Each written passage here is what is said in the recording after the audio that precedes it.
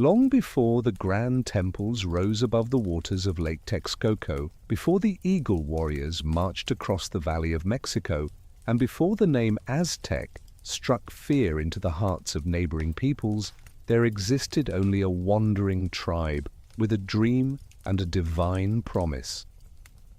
The story of the Mexica people begins not in the splendor of empire, but in the mists of mythology, where history and legend intertwine like the serpent and eagle that would become their eternal symbol. In the distant northern lands, beyond the boundaries of what would later be called Mesoamerica, lay a place known as Aztlan. This mysterious homeland, whose name means place of the herons or place of whiteness, existed somewhere between memory and myth. The ancient codices describe it as an island surrounded by water, a paradise where 7 tribes once lived in harmony. Among these tribes were the Mexica, the people who would one day build an empire that stretched from coast to coast, but Aztlan was not to be their eternal home. According to the sacred stories passed down through generations of priests and elders, the god Huitzilopochtli appeared to the Mexica in visions and dreams. He commanded them to leave their comfortable homeland and journey south, promising them a destiny greater than they could imagine. The year was approximately 1111 of the Common Era, though the exact date dissolves into the uncertainty of oral tradition. What matters is not the precision of chronology, but the beginning of a migration that would reshape the entire landscape of central Mexico. The Mexica did not travel alone in their exodus from Aztlan. 6 other tribes accompanied them initially, each following their own divine callings and destinies. These groups would eventually scatter across the Valley of Mexico, founding cities and dynasties that would both cooperate and compete with the Mexica in the centuries to come. But the Mexica carried something unique with them on their journey. They bore a sacred bundle containing the spirit of Huitzilopochtli himself, their patron deity who would guide them through hardships and lead them to their promised land. The journey south was neither swift nor easy. The Mexica wandered for generations, stopping in various locations for years or even decades at a time. They would build temporary settlements, plant crops, and establish themselves in a region before Huitzilopochtli would command them to move on once again. Each stopping place became a chapter in their collective memory, a station on their long pilgrimage toward destiny. They passed through deserts where the sun beat down mercilessly, crossed mountains where the air grew thin, and traversed valleys where other peoples had already claimed the best lands. During these wanderings, the Mexica developed the characteristics that would later define them as a people. They became hardy and resilient, capable of surviving in harsh conditions that would break other tribes. They learned to be warriors out of necessity, defending themselves against hostile peoples who saw them as invaders or competitors for resources. They also learned diplomacy, sometimes serving as mercenaries for more powerful groups in exchange for temporary refuge or supplies. These years of hardship forged them into a people of extraordinary adaptability and determination. The tribal priests who carried the sacred bundle of Huitzilopochtli served as both spiritual guides and practical leaders during the migration. They interpreted the signs and omens that indicated when to move and where to go. They maintained the ritual calendar and performed the ceremonies that kept the people connected to their gods. They also preserved the stories and genealogies that gave the Mexica their sense of identity and purpose. Without these keeper of traditions, the tribe might have dissolved into the general population of central Mexico, their unique destiny unfulfilled. As the Mexica moved deeper into the Valley of Mexico, they encountered a world already dense with civilization.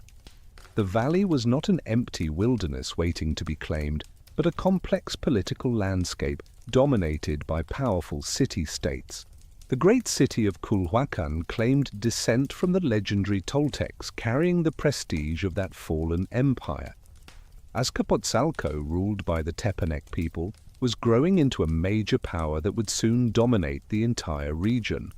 Other cities like Xochimilco, Chalco, and Texcoco controlled their own territories and maintained complex networks of alliances and rivalries. The Mexica found themselves in the position of impoverished newcomers in a land where all the best territories were already claimed. They were mockingly called people without a face, a reference to their lack of established homeland and recognized lineage among the valley's aristocracy. Other groups looked down upon them as barbarians from the north, uncivilized nomads who lacked the refinement of the established city-states. The Mexica spoke Nahuatl, the common language of the region, but their dialect marked them as outsiders, and their customs seemed crude to the sophisticated urban dwellers of the valley. For a time, the Mexica settled near Chapultepec, a hill with natural springs on the western shore of Lake Texcoco.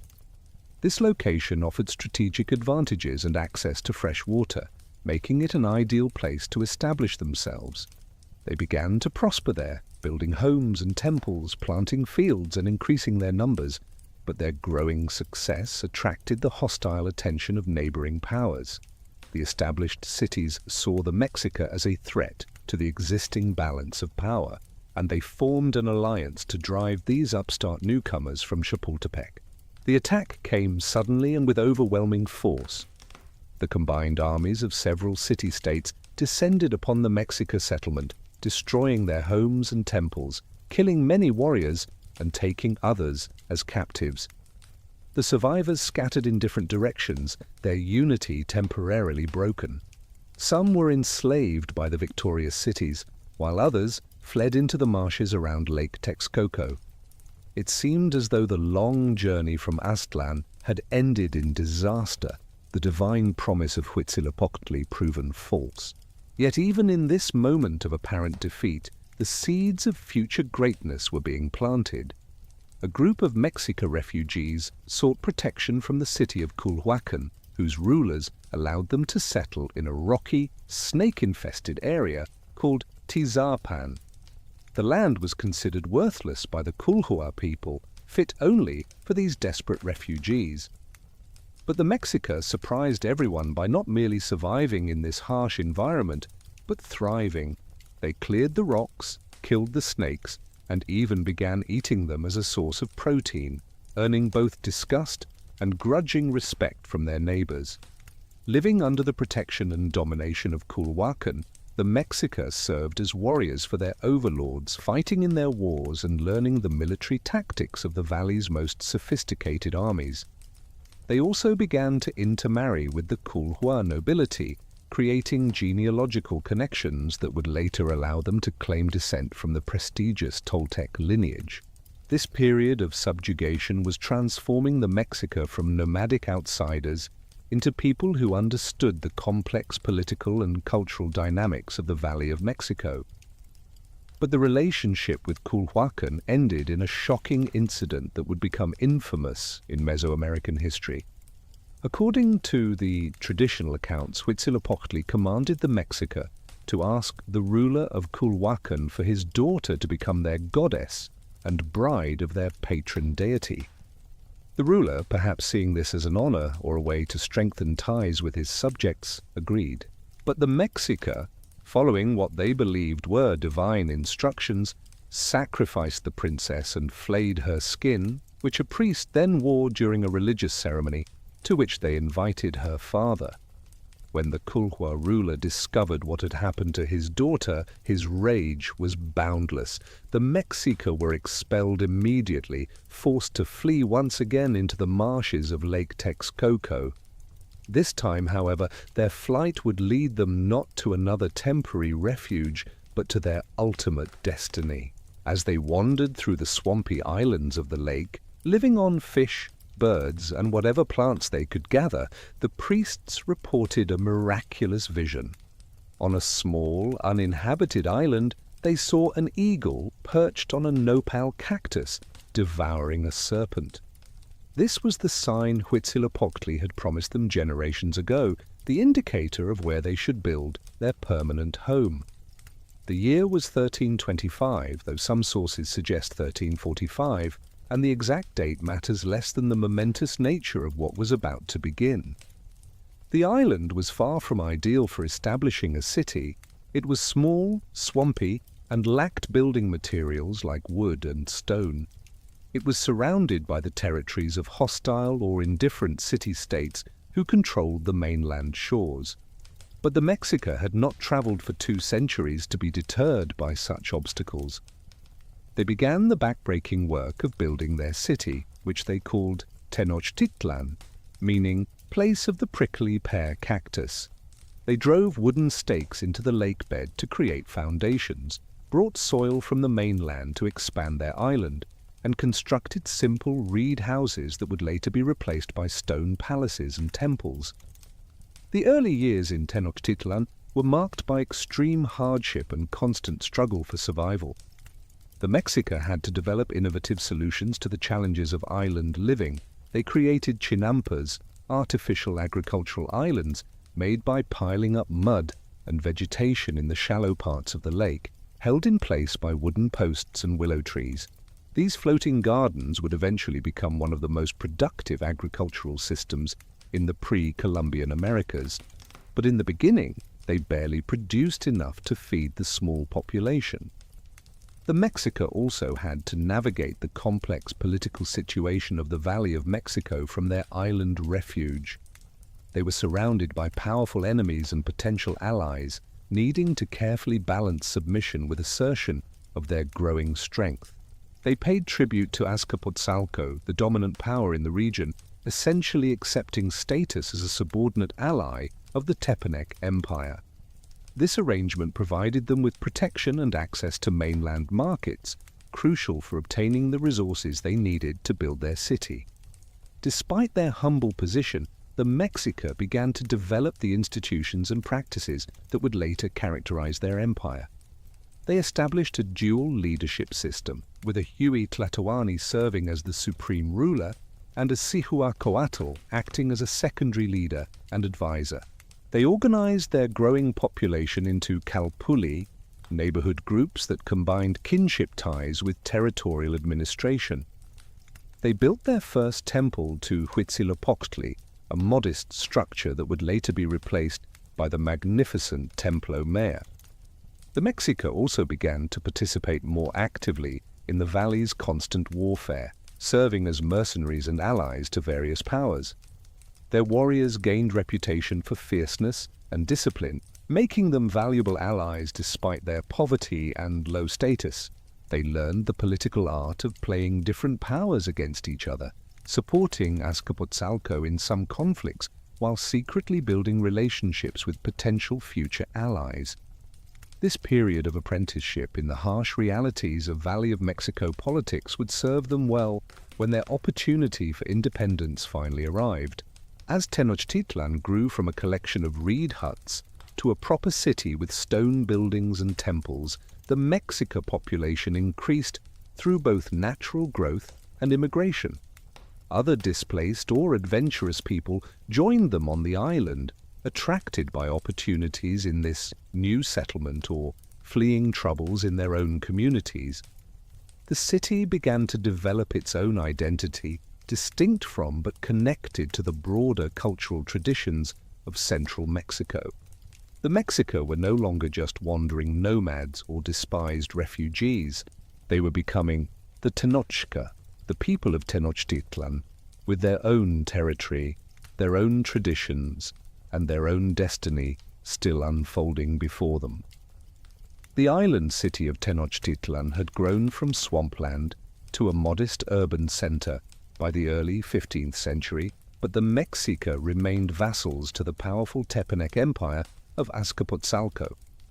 Their tribute payments drained their resources, and their warriors fought and died in wars that brought glory to their overlords rather than themselves. This subordinate status might have continued indefinitely, but the winds of political change were beginning to stir across the Valley of Mexico, and the Mexica would prove themselves ready to seize the opportunities that emerged from the chaos. The ruler of Azcapotzalco was Tezozomoc, an elderly but cunning king who had built the Tepanec Empire into the dominant force in the valley through decades of warfare and diplomatic manipulation. Under his rule, the Mexica had served faithfully, their warriors helping to crush rival cities and expand Tepanec influence. In return, they received protection and limited autonomy, though always with the understanding that they existed at the pleasure of their overlords. The relationship was one of mutual benefit but unequal power, with Tenochtitlan growing stronger but never strong enough to challenge the established order. The Mexica ruler during much of this period was Chimalpopoca, whose name meant smoking shield. He had been chosen as Tlatoani partly because of his blood connection to Tezozomoc, being the old king's grandson through his mother. This relationship initially worked in Tenochtitlan's favor, providing them with a sympathetic voice in the Tepanec court and somewhat lighter tribute burdens than might otherwise have been imposed. But blood ties in Mesoamerican politics were double-edged swords, creating obligations and vulnerabilities as much as advantages. When Tezozomoc finally died around 1426, after one of the longest reigns in Valley of Mexico history, the political landscape shifted dramatically. His son Maxtla seized power in Azcapotzalco, but unlike his father, he lacked the political skill to maintain the complex web of alliances and intimidation that held the Tepanec Empire together. Maxtla was suspicious of the growing power of Tenochtitlan and particularly distrustful of Chimalpopoca, whose connections to various factions in the Tepanec royal family made him a potential threat. The exact circumstances of what happened next remain disputed in the historical sources, but the outcome was clear and brutal, and Chimalpopoca died under mysterious circumstances, possibly assassinated on Maxtla's orders, or perhaps killed by his own people who saw him as too closely tied to the increasingly unstable Tepanec regime. His death created a crisis in Tenochtitlan, but also an opportunity. The Mexica Council of Elders chose as their new ruler Itzcoatl, a man of mature years and military experience who would prove to be one of the most important figures in Aztec history.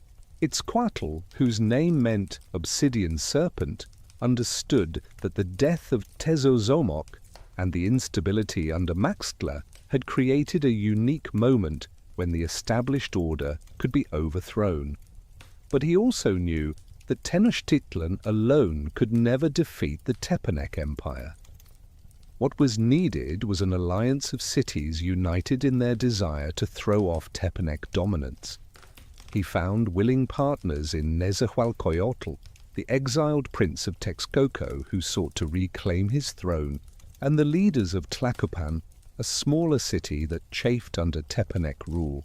This triple alliance, as it would come to be known, was formally established around 1428. The three cities agreed to support each other in war against Azcapotzalco and to share the spoils of victory according to a specific formula. Tenochtitlan and Texcoco would each receive 2/5 of all tribute and conquered territory, while Tlacopan would receive 1/5. This arrangement reflected the relative power of the three cities at the time of the alliance's formation, though Tenochtitlan would eventually emerge as the dominant partner.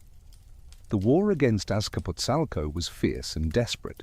Maxtla commanded significant resources, and many subject cities initially remained loyal to the Tepanec Empire out of fear or habit. The Allied forces suffered early defeats that might have broken their coalition had they not been united by desperation and ambition in equal measure.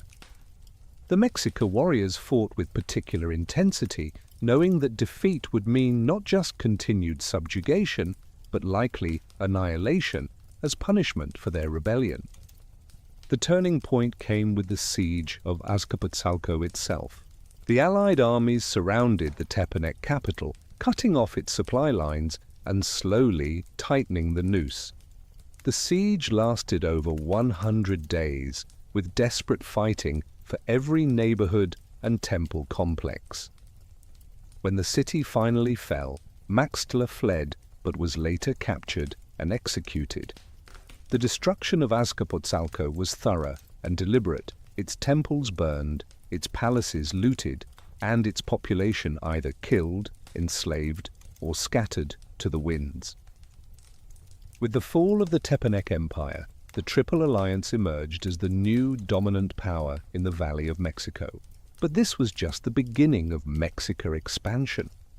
Itzcoatl and his advisors understood that military victory alone would not secure their position.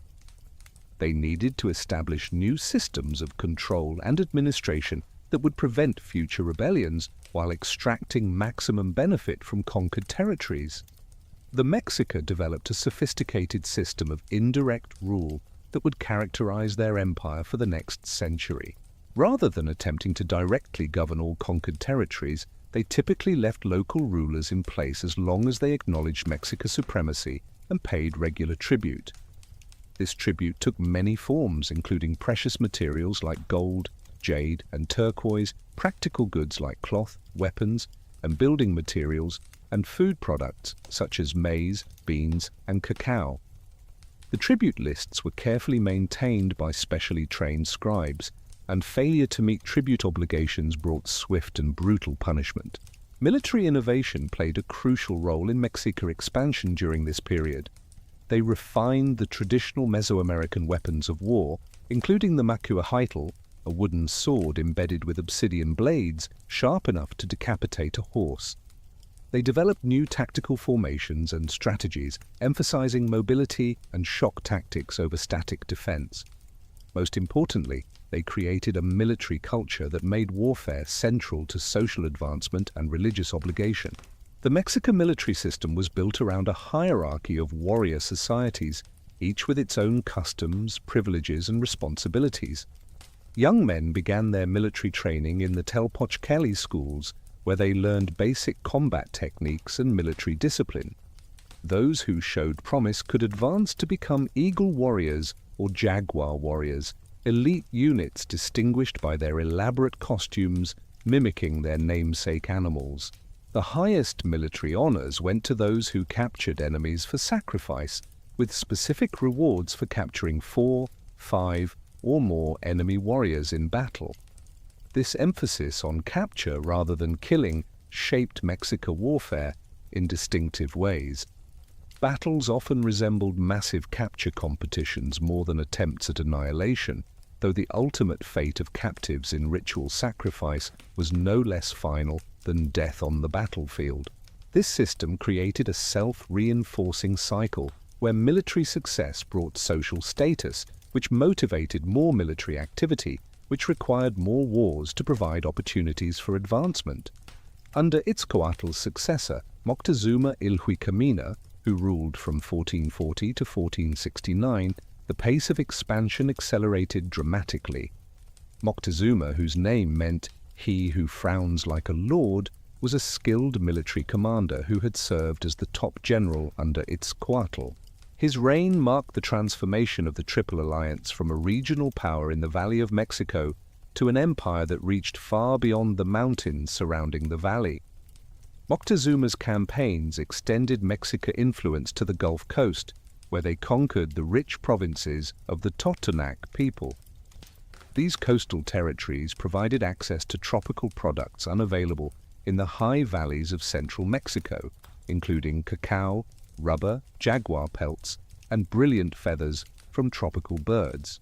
The conquest of these regions also gave the Mexica control over important trade routes, allowing them to tax the merchants who transported goods between the coast and the interior. The expansion was not without setbacks and limitations. The Mexica suffered a major defeat when they attempted to conquer the Tarascans to the west, a powerful kingdom centered in what is now Michoacan. The Tarascans had developed their own military innovations, including the widespread use of copper weapons, and they successfully resisted multiple Mexica invasions. This failure established a permanent enemy on the western frontier of the empire and demonstrated that Mexica power was not unlimited. To the east and south, the Mexica encountered the ancient cities of the Mixtec and Zapotec peoples in what is now Oaxaca. These regions were conquered through a combination of military force and diplomatic manipulation, with the Mexica often exploiting local rivalries to divide and weaken resistance. The conquest of Oaxaca brought access to gold mines and skilled craftsmen, particularly the Mixtec artisans renowned for their intricate goldwork and painted manuscripts. The administrative structure of the empire evolved to manage these far-flung territories. The Mexica established a system of provinces, each overseen by a cacique, or imperial steward, who was responsible for collecting tribute and maintaining order. These officials reported directly to Tenochtitlan, creating a bureaucratic apparatus that bypassed local rulers and ensured imperial control. Military garrisons were established in strategic locations, ready to suppress rebellions or launch new campaigns of conquest. The economic impact of imperial expansion transformed Tenochtitlan from a modest island city into one of the wealthiest urban centers in the world. Tribute flowed in from hundreds of subject communities, financing massive construction projects and supporting a growing population of nobles, priests, craftsmen and warriors who produced no food themselves. The markets of Tenochtitlan and its sister city Tlatelolco became centers of trade for the entire empire, where products from coast and mountain, desert and jungle were bought and sold. This wealth enabled the Mexica to undertake construction projects of unprecedented scale. Under Moctezuma Iluikamina, the Templo Mayor was rebuilt and expanded, rising higher above the city as a symbol of Mexica power and divine favor. New palaces were constructed for the ruler and nobility, featuring gardens, zoos, and aviaries that displayed the exotic flora and fauna of the empire. Aqueducts were built to bring fresh water from mainland springs, and causeways were expanded to better connect the island to the shore. The cultural impact of expansion was equally profound. As the Mexica conquered new peoples, they absorbed elements of local cultures, religions, and technologies. They adopted and adapted architectural styles, artistic motifs, and craft techniques from subject peoples. At the same time, they imposed their own language, Nahuatl, as the administrative tongue of the empire, and spread their religious practices, particularly the cult of Huitzilopochtli, throughout their domains. The reign of Axayacatl, who ruled from 1469 to 1481, marked both the continuation of imperial expansion and the emergence of new challenges. He conquered the neighboring city of Tlatelolco, which had been founded by a breakaway Mexica faction and had grown into a major commercial rival. The conquest and annexation of Tlatelolco brought its famous market under direct Tenochtitlan control, consolidating economic power in the capital. However, Axayacatl also suffered the empire's most devastating military defeat when he led a massive army against the Tarascans, losing thousands of warriors in a catastrophic battle that demonstrated the limits of Mexican military might. Under Tizoc, who ruled briefly from 1481 to 1486, the pace of expansion slowed considerably. Tizoc was considered a weak ruler by Mexica standards, more interested in religious ceremonies than military campaigns. His reign was marked by rebellions in conquered territories and a general sense of imperial stagnation. His death, possibly by poison administered by his own nobles who were frustrated with his ineffective leadership, demonstrated how central military success was to Mexica concepts of legitimate rule. The succession of Ahuitzotl in 1486 reversed this decline and initiated a new phase of aggressive expansion.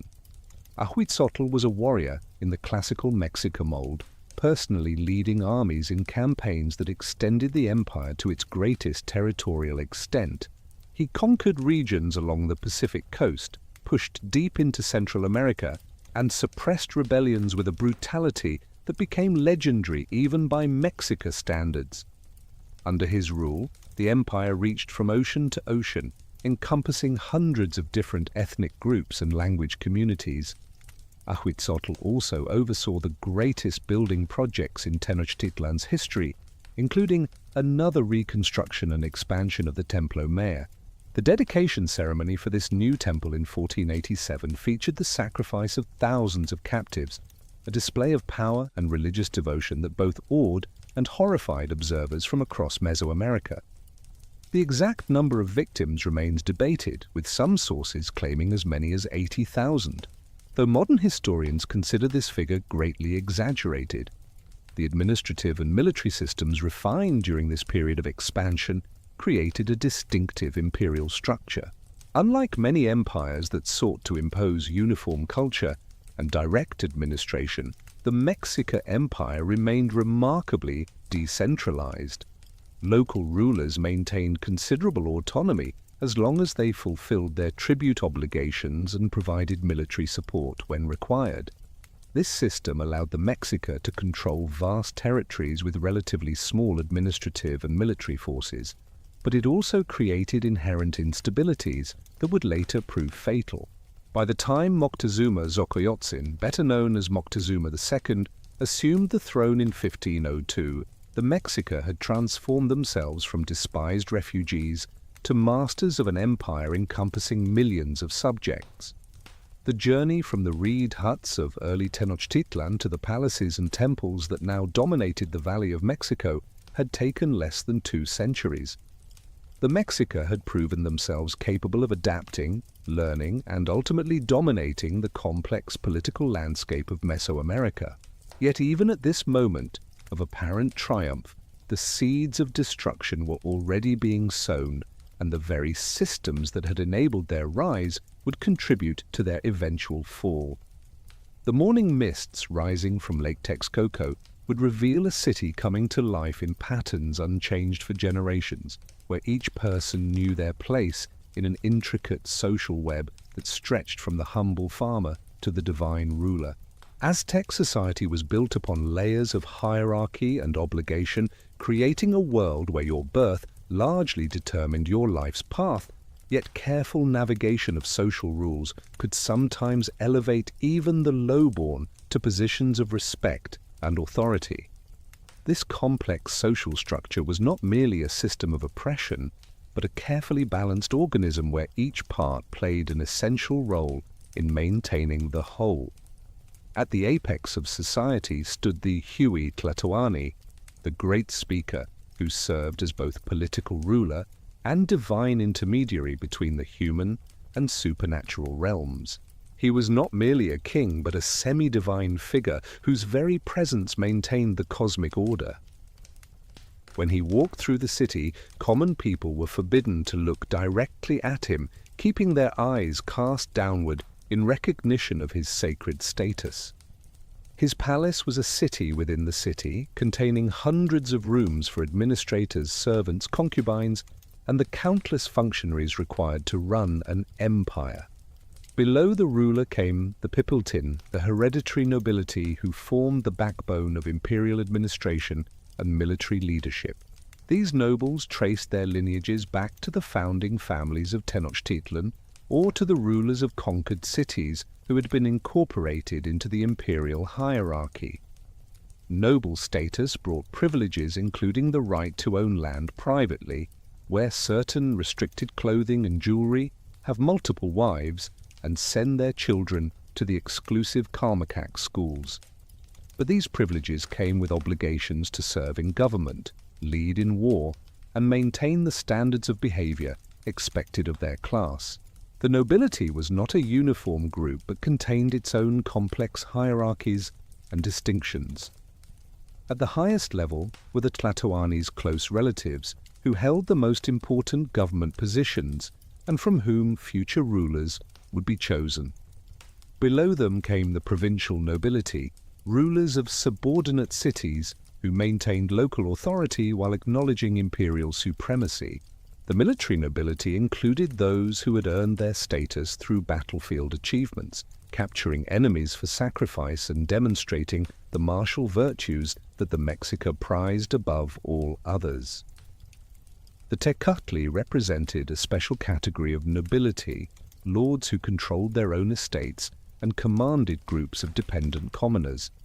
These estates operated as semi-autonomous units within the larger imperial structure, with the Tenochtitlan responsible for organizing tribute collection, military recruitment, and local administration. In return for these services, they received a portion of the tribute and labor from their dependents, creating a feudal-like system of mutual obligation that bound society together through personal relationships as much as imperial decree. The priesthood formed a parallel hierarchy alongside the secular nobility, wielding enormous influence through their control of religious knowledge and ritual practice. Priests were drawn from noble families, but formed a distinct class with their own ranks and responsibilities. At the highest levels were the priests who served the major gods in the great temples of Tenochtitlan, performing the complex ceremonies that maintained cosmic balance and ensured divine favor for the empire. Below the nobility and priesthood came the Macuxhualtin, the commoners who made up the vast majority of the population. These were free citizens with rights and obligations, not serfs or slaves, though their freedom operated within strict social boundaries. Most Macuxhualtin were farmers who worked communal lands belonging to their calpulli, the neighborhood groups that formed the basic units of Aztec social organization. Others were artisans, producing the countless objects needed for daily life and ritual observance, from simple pottery to elaborate featherwork. The calpulli system provided structure and identity for common people in a way that went far beyond simple administrative convenience. Each calpulli was a corporate body with its own lands, temples, schools, and internal government. Members of a calpulli were usually related through kinship ties, real or fictive, creating bonds of mutual support and shared identity. The calpulli leader, elected from among the members but usually chosen from the same family line, represented the group in dealings with higher authorities and organized communal labor projects. Within their calpulli, families lived in compounds that might house multiple generations and related families around a central courtyard. These compounds were small worlds unto themselves, where children played, women prepared food and wove cloth, and men returned from their labors in fields or workshops. The architecture was simple but functional, with adobe walls and thatched or flat roofs, though successful artisans or merchants might afford stone construction and more elaborate decorations. The rhythm of daily life for common families began before dawn, when women rose to grind maize on metates, the stone grinding platforms that were essential tools in every household. The sound of stone on stone as corn was transformed into masa for tortillas, created a dawn chorus across the city. Men would eat a simple breakfast of tortillas and beans, perhaps flavored with chili, before heading to their work. Farmers traveled to their assigned plots in the Chinampas or on the mainland, while artisans opened their workshops and merchants prepared their goods for market. Aztec marriage customs reflected the broader social hierarchy while maintaining traditions that bound communities together. Marriage was a formal contract between families rather than just individuals, involving negotiations over bride price and the exchange of gifts that could impoverish a family for years. The ideal age for marriage was around 20 for men and 16 for women, though nobility might marry younger to cement political alliances. The wedding ceremony itself involved elaborate rituals, including the symbolic tying together of the couple's garments and a feast that demonstrated the family's wealth and social connections. Within marriage, gender roles were clearly defined but complementary. Men were responsible for providing food through farming, crafts, or trade, and for fulfilling military and labor obligations to the state. Women managed the household, prepared food, wove cloth for family use and tribute payment, and raised children. This division of labor was not absolute, and women could own property, operate businesses, and serve as priestesses or midwives. Some women, particularly among the nobility, wielded considerable political influence through their relationships with powerful men. The raising of children was a community effort guided by strict principles of discipline and moral instruction. From birth, children were incorporated into religious life through naming ceremonies and presentations at temples. Parents instructed children in proper behavior through lengthy speeches called huehuetlatoli, ancient words that transmitted cultural values and practical wisdom across generations. These speeches covered everything from table manners to sexual morality, creating a shared understanding of proper behavior that unified society despite its hierarchical divisions. Education formalized this cultural transmission, though access to different types of schooling reinforced social distinctions. The children of commoners attended telpochcali, houses of youth where they learned basic literacy, religious knowledge, martial arts, and practical skills needed for adult life. Boys trained for warfare and learned crafts or farming techniques, while girls focused on domestic skills and religious obligations. The education was rigorous, involving physical hardship and strict discipline designed to create tough, obedient citizens. Noble children attended the Karmakak, a more exclusive institution attached to temples where future leaders received advanced education. Here, students learned to read and write the complex pictographic script, studied the ritual calendar and religious texts, and mastered the rhetorical skills needed for political leadership.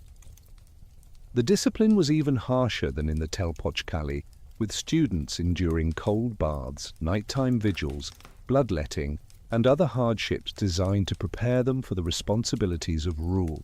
The Pochteca, long-distance merchants, occupied an unusual position in Aztec society that challenged simple hierarchical categories.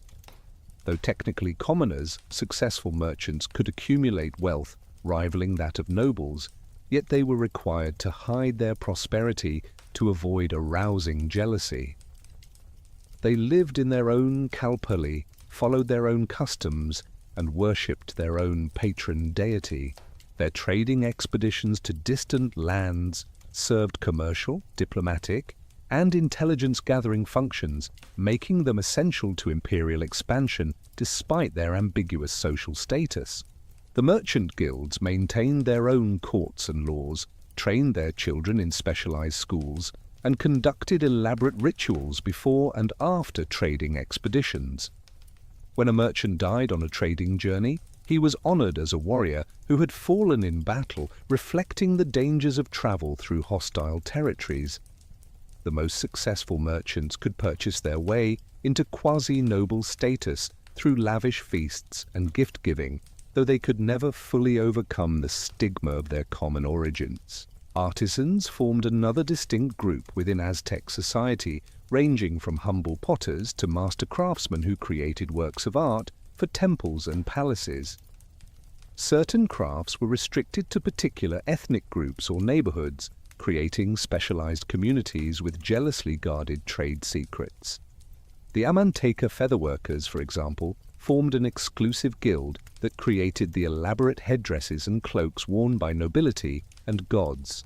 Goldsmiths, sculptors, and painters enjoyed high status for their ability to create beautiful objects that pleased both human patrons and divine recipients. The Tlacotin, often translated as slaves, though the term is imprecise, formed the lowest level of Aztec society. Unlike slavery in many societies, Aztec slavery was not necessarily permanent or hereditary. People became Tlacotin through debt, criminal conviction, wartime capture, or voluntary self-sale during times of hardship. Slaves retained certain rights, including the ability to own property, marry free people, and purchase their freedom. Their children were born free, and killing a slave without cause was a serious crime. The daily life of slaves varied enormously depending on their owners and circumstances. Some labored in harsh conditions on agricultural estates or construction projects, while others served as domestic servants in noble households where they might be treated almost as family members. Skilled slaves might work as artisans or scribes, using their talents to earn money toward purchasing freedom. The institution of slavery thus functioned as both a social safety valve for those facing economic hardship and a source of labor for imperial projects. Market days brought all levels of society together in controlled interaction at the great Tenochtitlan, or markets, where the empire's wealth was displayed and exchanged. The market at Tlatelolco was said to accommodate 60,000 people on major market days, with sections dedicated to every conceivable product.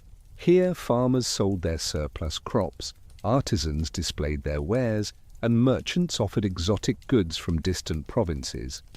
The market was strictly regulated by judges who ensured fair weights and measures, settled disputes, and punished thieves and fraudsters. The currency of the Aztec economy consisted of several standardized items, including cacao beans for small purchases, cotton mantles of standard sizes for larger transactions, and quills filled with gold dust for the most valuable exchanges. This system allowed for complex economic transactions without coined money, though it required careful accounting and widespread agreement on relative values. Market inspectors ensured that these standards were maintained, using their authority to maintain order in what might otherwise have been chaotic commercial gatherings. Food and diet varied considerably by social class, though all Aztecs shared certain dietary staples. Maize in the form of tortillas and tamales provided the basic calories for everyone, supplemented by beans, squash, and chili peppers. Commoners might add small amounts of fish, turkey, dog, or wild game when available, along with insects, algae, and other protein sources from the lake. Nobles enjoyed a much more varied diet, including venison, wild boar, dozens of bird species, and elaborate dishes prepared by specialized cooks. The consumption of pulque, the fermented juice of the maguey cactus, was strictly regulated by social and religious rules. Common people were generally forbidden from drinking except during certain festivals or after reaching old age, while nobles had greater freedom to consume alcohol in ritual contexts. Public drunkenness was severely punished, sometimes by death, reflecting the Aztec belief that intoxication led to social disorder and moral corruption. Only the elderly were freely permitted to drink, a reward for having fulfilled their obligations to society. Clothing served as an immediate visual marker of social status, with sumptuary laws strictly regulating what different classes could wear. Commoners were limited to simple garments made from maguey fiber, typically a loincloth for men and a skirt and blouse for women. Nobles could wear cotton clothing decorated with elaborate designs, featherwork, and jewelry made from gold, jade, and other precious materials. Warriors who had taken captives earned the right to wear specific costumes and decorations that announced their achievements to everyone they encountered. Personal hygiene and appearance were important across all social classes, with frequent bathing considered essential for both physical and spiritual cleanliness. The Aztecs used temazcali, steam baths similar to saunas, for cleaning, healing, and ritual purification. They cleaned their teeth with salt and powdered charcoal, used various plants for soap, and applied perfumes and cosmetics. Men typically wore their hair long with specific styles indicating military achievement, while women's hairstyles varied with age and marital status.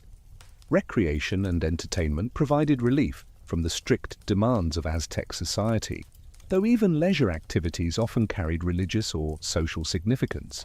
The ball game Tlachtli was played on special courts throughout the empire, combining sport with ritual significance as players reenacted cosmic battles between divine forces.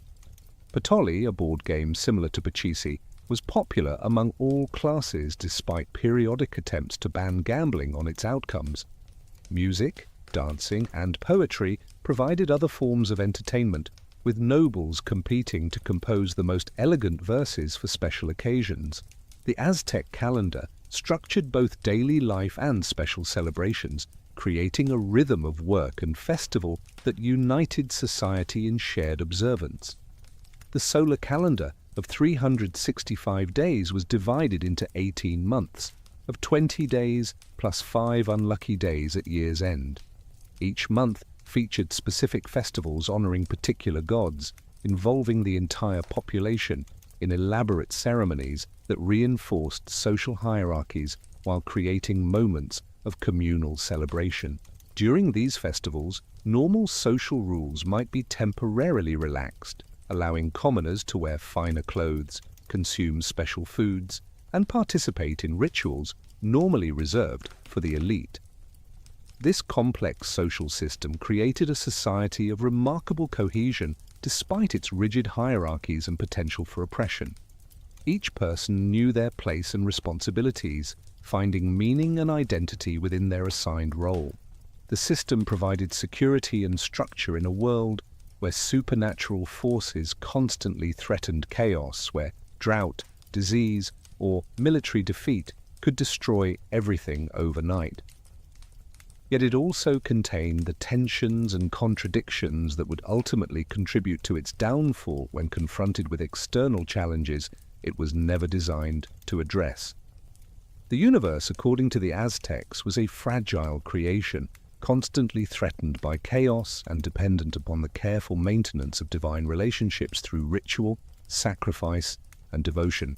Every sunrise was a victory against the forces of darkness, every harvest a gift from temperamental gods who could just as easily withhold their bounty, and every human action part of a cosmic drama that had been playing out since the beginning of time. This worldview shaped every aspect of Aztec life, from the grandest state ceremonies to the most intimate personal rituals, creating a society where the sacred and mundane were inseparably intertwined. At the heart of Aztec cosmology lay the belief that the current world was the fifth in a series of creations, each previous age having been destroyed by the gods in spectacular cataclysms. The first sun had ended when jaguars devoured all living things, the second sun destroyed by hurricanes that transformed humans into monkeys, the third sun consumed by a rain of fire, and the fourth sun terminated by floods that turned people into fish. The fifth sun, the age in which the Aztecs lived, was destined to end in earthquakes and famine, though the exact timing of this apocalypse could be delayed through proper religious observance. The creation of the fifth sun had required extraordinary sacrifice from the gods themselves, establishing the pattern of sacrifice that would define Aztec religious practice. According to their sacred stories, the gods had gathered in the darkness at Teotihuacan, the ancient city whose ruins still dominated the valley of Mexico. Two gods volunteered to become the new sun and moon by throwing themselves into a cosmic fire. The proud god Tenochtitlan hesitated at the crucial moment, while the humble god Nanahuatzin courageously leaped into the flames, becoming the sun.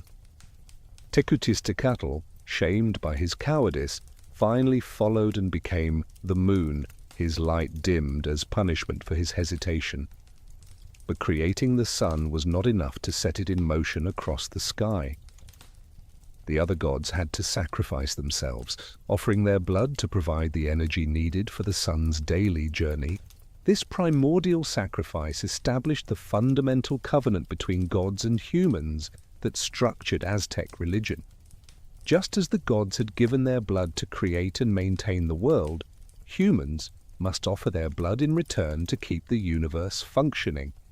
Without this reciprocal exchange, the sun would stop moving, the rains would cease, and the world would collapse into darkness and chaos.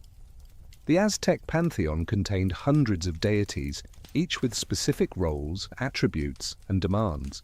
These gods were not distant, abstract entities, but active participants in daily life who could be pleased or angered by human behavior.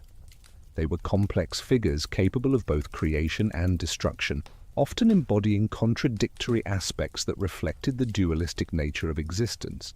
A single deity might have multiple manifestations, appearing in different forms depending on the context and purpose of their invocation. Huitzilopochtli, the patron god of the Mexica, stood at the center of imperial religion as the deity most closely associated with the sun and warfare.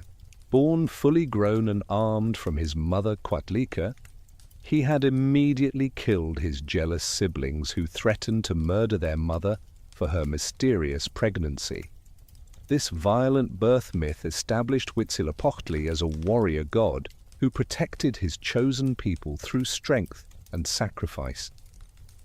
Every day he fought the forces of darkness to bring the sun across the sky, requiring constant nourishment through human blood to maintain his strength for this cosmic battle. Tlaloc, the ancient rain god whose worship predated the Mexica by centuries, controlled the waters essential for agricultural survival. He resided in Tlalocan, a paradise of eternal spring, where those who died by drowning, lightning, or certain diseases enjoyed an afterlife of abundance. Tlaloc could be benevolent, sending the gentle rains that nourished crops, or destructive, unleashing floods and droughts that destroyed entire communities.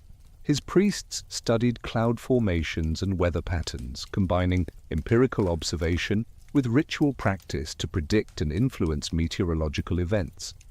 Quetzalcoatl, the feathered serpent, represented a more complex theological concept that combined creation, civilization, and moral instruction. As the god of wind, learning, and the arts, Quetzalcoatl had given humans the gifts of agriculture, calendar-making, and writing. His mythology included a period when he had ruled as a divine king in the Golden Age of Tolan, establishing the religious and cultural practices that civilized peoples should follow. His opposition to human sacrifice in some myths created theological tensions that priests had to carefully navigate. Tezcatlipoca, the smoking mirror, served as Quetzalcoatl's eternal rival and complement, embodying conflict, sorcery, and aristocratic power. His missing foot, torn off in primordial combat with the earth monster, marked him as a god of sacrifice and incompleteness. He could see into human hearts through his obsidian mirror, rewarding or punishing people according to their true nature rather than their outward appearance. Warriors particularly honored Tezcatlipoca, seeking his favor for success in battle and advancement in military hierarchy. The goddess traditions of Aztec religion reflected complex attitudes toward feminine divine power, combining creation and destruction in figures of awesome potency. Kotlikyu, the mother of gods, wore a skirt of writhing serpents and a necklace of human hearts and hands. Tlaltecutli, the earth monster, demanded blood to produce vegetation, her massive mouth simultaneously consuming the dead and birthing new life. These goddesses were not nurturing mother figures but powerful forces that embodied the violent transformations inherent in existence. The Aztec understanding of death and afterlife differed radically from many religious traditions in that the destination of the deceased depended not on moral behavior but on the manner of death. Warriors who died in battle or on the sacrificial stone traveled to the eastern paradise where they accompanied the sun on its morning journey, eventually being reborn as hummingbirds or butterflies. Women who died in childbirth became divine warriors who escorted the sun through its afternoon passage. Those who died ordinary deaths faced a difficult 4-year journey through Mictlan, the underworld ruled by the skeletal god Mictlantecutli. The ritual calendar that structured Aztec religious life consisted of 2 interlocking cycles that created a complex temporal framework. The Tonalpohualli, a 260-day sacred calendar, combined 20-day signs with 13 numbers to create a unique designation for each day that determined its fortune and appropriate activities. The Xiupohualli, the 365-day solar calendar, organized the agricultural year and major festivals. These 2 calendars aligned every 52 years in a moment of cosmic danger when the world might end if proper ceremonies were not performed. The new fire ceremony conducted at these 52-year intervals demonstrated the high stakes of Aztec religious practice. As the crucial moment approached, all fires throughout the empire were extinguished, pottery was broken, and pregnant women were locked indoors to prevent them from transforming into monsters. Priests gathered on the hill of the star near Tenochtitlan, watching for the Pleiades constellation to reach its zenith. At the precise moment, they would attempt to start a new fire on the chest of a sacrificial victim. Success meant the world would continue for another cycle. Failure would bring eternal darkness. Human sacrifice, the aspect of Aztec religion that most horrified European observers, was understood by the Aztecs as a fundamental necessity for maintaining cosmic order. The practice took many forms, from the common heart extraction to more elaborate rituals involving gladiatorial combat, shooting with arrows, drowning, burning, or flaying. Each method had specific religious significance, recreating mythological events or honoring particular deities. The victims, whether captured warriors, slaves, or volunteers, were often treated as earthly embodiments of the gods themselves. The theological justification for human sacrifice rested on the concept of next lauali, the debt payment humans owed to the gods. Since the gods had sacrificed themselves to create the world and humanity, humans must reciprocate with the most valuable offering possible, which was human life itself. Blood, called chalcuatl or precious water, contained the vital force that animated the universe. By releasing this force through sacrifice, humans provided the energy needed to keep the sun moving, the rains falling, and the crops growing. The selection and preparation of sacrificial victims followed elaborate protocols that transformed them from ordinary humans into sacred offerings. Warriors captured in battle were the most prestigious victims, their sacrifice honoring both the captor and the god. Some victims lived for months or even a year as the incarnation of a particular deity, treated with reverence and luxury before their eventual sacrifice. The young man chosen to represent Tezcatlipoca, for example, spent a year living as the god, playing flutes, wearing fine clothes, and enjoying 4 wives before climbing the temple steps to his death. The actual moment of sacrifice was understood as a transformation rather than a simple death. The victim's blood and heart, offered to the sun, provided immediate nourishment to the gods. The body might be ritually consumed in acts of sacred cannibalism that allowed participants to incorporate divine essence into themselves. The skull might be displayed on the tzompantli, the skull rack that served as a kind of cosmic battery, storing spiritual energy. Every aspect of the sacrificial process had theological significance, creating meaning from what might otherwise seem like senseless violence. Priests formed a specialized class dedicated to maintaining the complex religious machinery of the Aztec state. They began training as children, learning the intricate calendrical calculations, ritual procedures, and sacred texts necessary for their duties. Different priestly orders served different deities, each with their own traditions and requirements.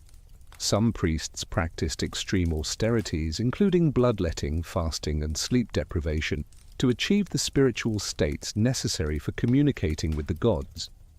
Their appearance, with blood-matted hair, blackened skin, and scarred bodies, marked them as intermediaries between human and divine realms. The daily religious duties of priests included maintaining temple fires, performing sunrise ceremonies, conducting divinations, and overseeing the constant round of offerings that kept the gods satisfied. They studied celestial movements to determine propitious times for various activities, interpreted dreams and omens to understand divine will, and prescribed ritual remedies for everything from illness to poor harvests. Their knowledge combined empirical observation with theological interpretation, creating a sophisticated system for understanding and influencing natural phenomena. Temples served as the physical anchors of religious life, creating sacred spaces where human and divine worlds intersected. The typical temple pyramid replicated the cosmic mountain where gods resided, with the shrine at its summit serving as a portal between earth and heaven. The orientation and proportions of these structures followed cosmological principles, aligning with celestial events and incorporating sacred numbers. The Templo Mayor in Tenochtitlan, dedicated jointly to Huitzilopochtli and Tlaloc, stood at the exact center of the Aztec universe, the axis mundi around which all existence revolved. Personal religious practice complemented the state ceremonies, with every household maintaining shrines to patron deities and ancestors. Daily offerings of incense, food, and blood from self-inflicted wounds maintained relationships with divine forces. Life cycle rituals marked important transitions, from the burial of umbilical cords that tied individuals to the earth, to the elaborate ceremonies surrounding death that ensured successful passage to the afterlife. These personal observances created an intimate connection with the sacred that paralleled the grand public rituals. Divination and prophecy played crucial roles in decision-making at all levels of society. Professional diviners used various techniques, including reading patterns in cast maize kernels, interpreting the movements of water in bowls, or analyzing the cracks in heated bones. The Tonalamatl, books containing interpretations of the 260-day calendar, provided guidance for determining auspicious dates for everything from planting crops to starting wars. These practices reflected a worldview where nothing happened by chance, and where careful attention to divine signs could reveal the hidden patterns governing existence. Religious festivals punctuated the year with elaborate celebrations that combined solemn ceremony with public spectacle. Each of the 18 months featured specific rituals honoring particular deities, involving the entire population in communal worship. The festival of Toxcatl honored Tezcatlipoca with the sacrifice of his impersonator after a year of preparation.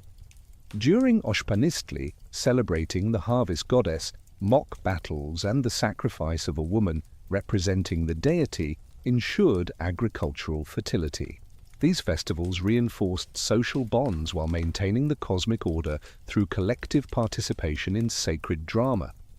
The concept of Teotl, divine force or sacred energy, permeated Aztec thinking about the nature of reality. Teotl was not confined to gods, but flowed through all things, manifesting in different concentrations and forms. Humans, animals, plants, stones, and celestial bodies all contained Teotl in varying degrees. This understanding created a universe where the boundaries between sacred and profane, animate and inanimate, human and divine, were fluid rather than fixed. Ritual practice aimed to channel and concentrate Teotl for specific purposes, whether healing disease, ensuring victory in war, or promoting agricultural fertility.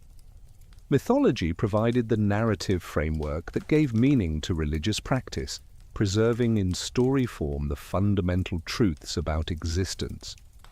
These myths were not understood as literal historical accounts, but as sacred narratives that revealed deeper realities about the nature of the universe and humanity's place within it. The stories of divine conflicts, transformations, and sacrifices provided templates for human behavior and explanation for natural phenomena. Through constant retelling in various forms, from priestly recitations to popular songs, these myths maintained their relevance and power across generations. The integration of conquered peoples' gods into the Aztec pantheon demonstrated the inclusive yet hierarchical nature of imperial religion. Rather than suppressing local deities, the Aztecs incorporated them into their ever-expanding divine community, though usually in subordinate positions to the imperial gods.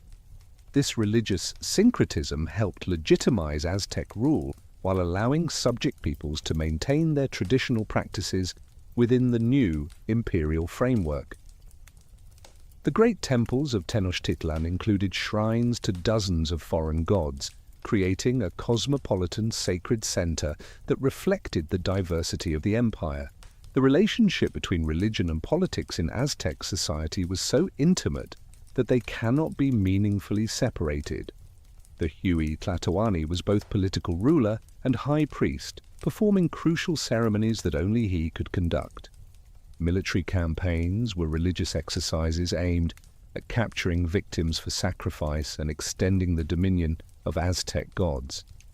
Economic activities, from agriculture to craft production, involved ritual observances that ensured divine favor.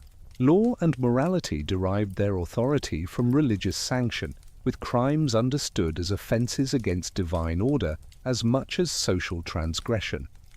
This comprehensive religious system provided the Aztecs with a coherent worldview that explained natural phenomena, justified social hierarchies, and gave meaning to individual existence. It created a society where every action had cosmic significance and where human effort directly contributed to maintaining universal order.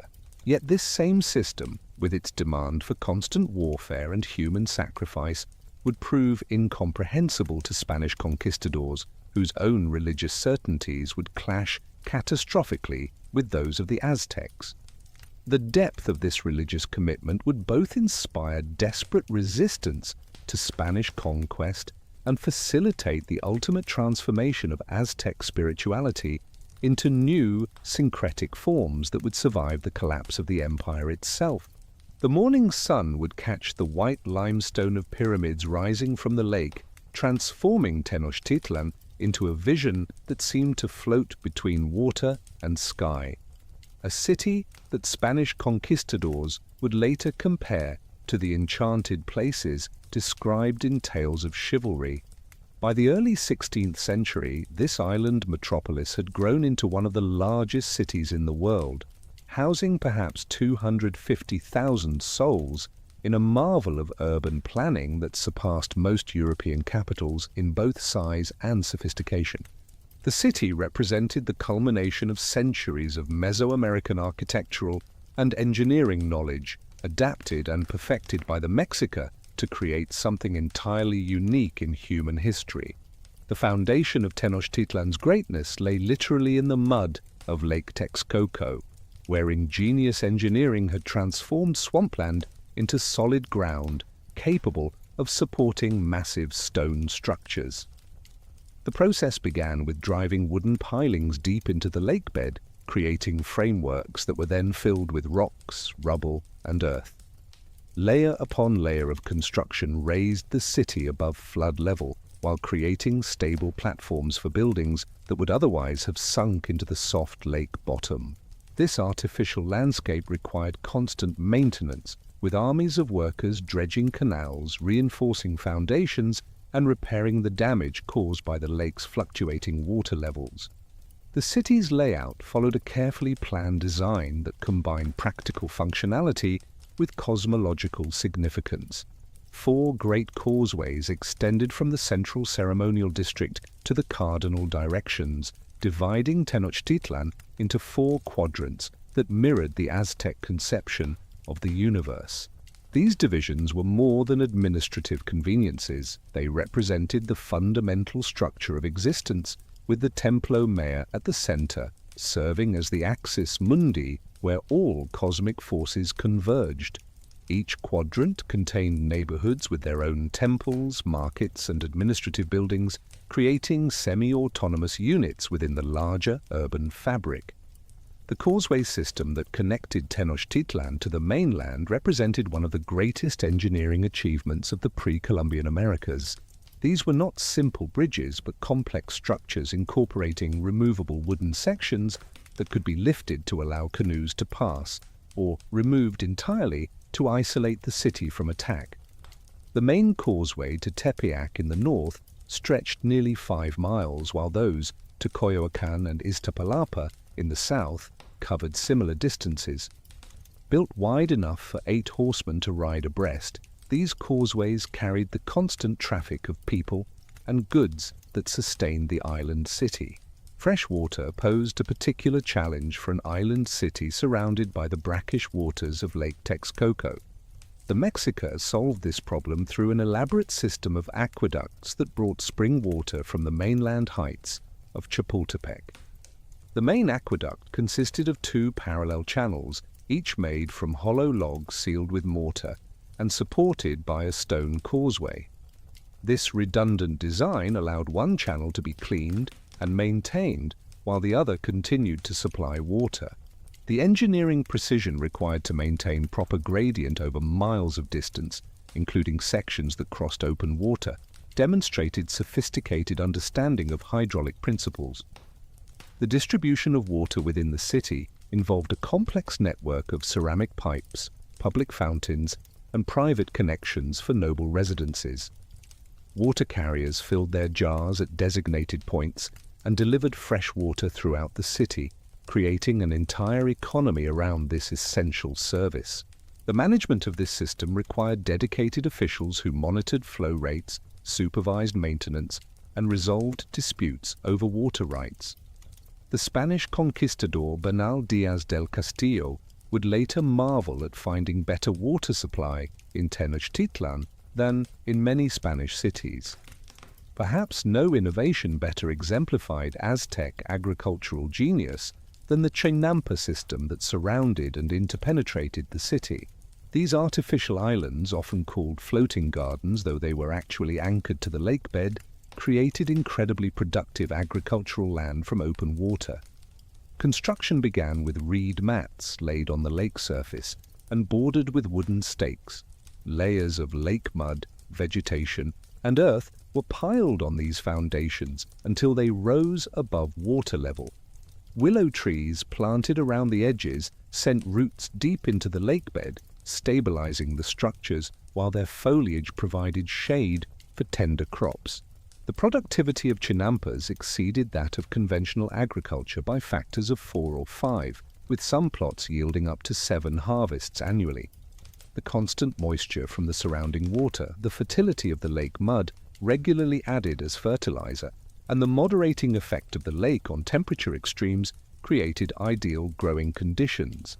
Farmers could adjust soil composition for different crops, adding sand for vegetables that required better drainage or more organic matter for nitrogen-hungry plants. This intensive agriculture could feed the massive urban population while occupying minimal space. The canal system that separated chinampas served multiple functions beyond simple transportation.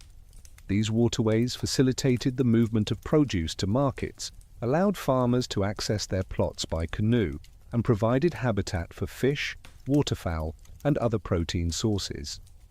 The canals also functioned as waste management systems, with human waste from the city collected and transported to the chinampas as fertilizer. This closed-loop system recycled nutrients that would otherwise have polluted the lake, turning potential waste into agricultural wealth. At the heart of Tenochtitlan rose the great ceremonial complex that housed the Templo Mayor and dozens of other religious structures. The main temple pyramid, rebuilt and enlarged multiple times over 2 centuries, reached nearly 200 feet in height at its final iteration. Twin staircases ascended the western face, leading to shrines dedicated to Huitzilopochtli and Tlaloc at the summit. The blue and red paint that decorated these shrines could be seen from anywhere in the city, a constant reminder of the divine forces that protected and sustained the empire. The sacred precinct encompassed far more than just the Templo Mayor, containing perhaps 78 structures within its serpent wall boundaries. These included temples to other major deities, priests' residences, schools for noble youth, storage facilities for ritual paraphernalia, and the skull rack displaying thousands of sacrificial victims' heads. The House of Eagles provided meeting space for elite warrior societies, while the circular temple of Quetzalcoatl represented architectural innovation in its unusual design. Each building served specific religious functions while contributing to an architectural ensemble that overwhelmed visitors with its scale and splendor. The palace complex of Moctezuma II rivaled the sacred precinct in size and exceeded it in luxury, covering nearly 10 acres with hundreds of rooms arranged around multiple courtyards. The palace served not merely as royal residence but as the administrative center of the empire, containing government offices, courts of justice, military headquarters, and storage facilities for tribute goods. The ruler's private quarters included pools for bathing, gardens with specimens from across the empire, and an aviary containing hundreds of bird species. A separate zoo housed jaguars, eagles, serpents, and other animals used in religious ceremonies or kept simply for the ruler's pleasure. The construction techniques employed in these monumental buildings combined local innovation with traditions inherited from earlier Mesoamerican civilizations. Aztec architects used a variety of volcanic stones, particularly the lightweight but strong tezontle for fill, and the harder basalt for facades and structural elements. They developed sophisticated joining techniques using lime mortar that created structures capable of withstanding the frequent earthquakes that plagued the Valley of Mexico. The precision of stone cutting, achieved using only stone and copper tools, allowed for tight joints that required minimal mortar. Decoration of buildings involved multiple artistic techniques that transformed bare stone into surfaces alive with color and meaning. Sculptors carved elaborate reliefs depicting gods, historical events, and cosmological symbols directly into stone facades. Painters applied mineral-based pigments to create murals that covered entire walls with narrative scenes. Plasterers created smooth surfaces that were then painted with geometric designs or hieroglyphic texts. The integration of architecture with sculpture and painting created total environments where every surface communicated religious and political messages. The Great Market of Tlatelolco, serving the northern district of the greater urban area, functioned as the commercial heart of the empire. Spanish observers, accustomed to the markets of Seville and Constantinople, expressed amazement at its size and organization. The market square could accommodate 60,000 people, with merchants' stalls arranged in sections according to their products. The pottery section displayed everything from simple cooking vessels to elaborate polychrome serving pieces. The textile area showed cotton cloth in countless patterns and qualities, from rough maguey fiber cloaks to garments decorated with feathers and gold thread. The regulation of this vast commercial enterprise required sophisticated administration. Market judges patrolled the plaza, checking weights and measures, settling disputes, and punishing fraud. They maintained standard measurements using officially sanctioned measuring rods and containers. Price controls on essential goods prevented exploitation during shortages, while allowing luxury items to fluctuate according to supply and demand. The judges could impose immediate punishment for violations, from fines to destruction of fraudulent goods to temporary banishment from the market. Specialized merchants occupied permanent structures around the market's periphery, dealing in high-value goods that required secure storage and specialized knowledge. Gold workers displayed intricate jewelry, ceremonial objects, and decorative items that demonstrated mastery of lost wax casting and cold working techniques. Feather workers sold magnificent headdresses, cloaks, and shields created from tropical bird plumage arranged in complex designs. Obsidian nappers produced everything from everyday cutting tools to ceremonial blades of translucent thinness. These luxury goods served not just aesthetic purposes but functioned as markers of social status and repositories of wealth.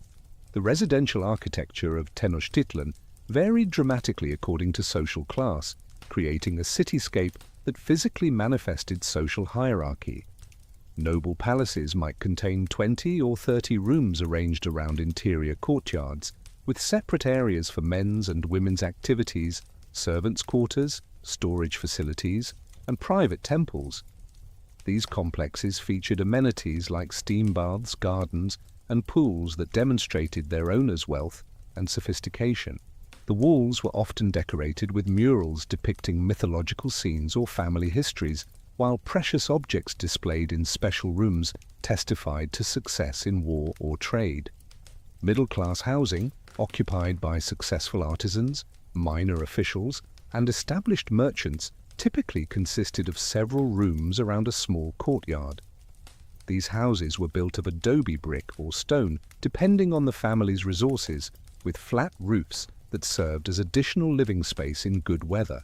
Each household compound might shelter an extended family of 10 to 20 people, sharing cooking facilities and storage areas while maintaining some private space for nuclear family units. Small shrines to household gods occupied corners of courtyards, maintaining spiritual protection for the family.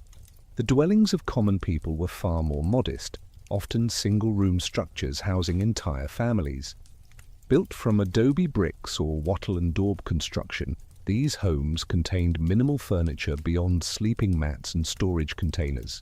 Cooking occurred over a simple hearth with smoke escaping through the roof. Despite their simplicity, these homes were kept scrupulously clean, with dirt floors swept daily and walls regularly replastered. Even the poorest families maintained small altars for household deities and ancestors, demonstrating that spiritual concerns transcended economic limitations. The management of waste in a city of such density required systematic approaches that Spanish observers noted were superior to European practices. Human waste was collected in ceramic vessels and transported by canoe to the chinampas for use as fertilizer, creating economic value from what might otherwise have been a health hazard. Organic garbage was similarly collected for composting, while inorganic waste was often recycled or repurposed. Street sweepers maintained public areas, particularly around temples and markets where cleanliness had religious as well as practical importance. The transportation network within Tenochtitlan relied heavily on canals that functioned as aquatic streets.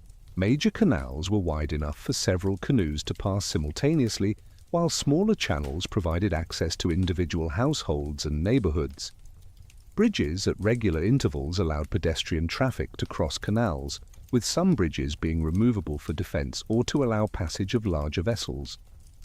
The constant movement of canoes created a bustling water traffic that reminded European observers of Venice, though the scale exceeded anything in the Mediterranean. Public buildings throughout the city served various administrative and social functions essential to urban life. Tekpan, or government houses in each district, provided spaces for local administration, dispute resolution, and tax collection. Schools for commoner children were distributed throughout neighborhoods, ensuring access to basic education.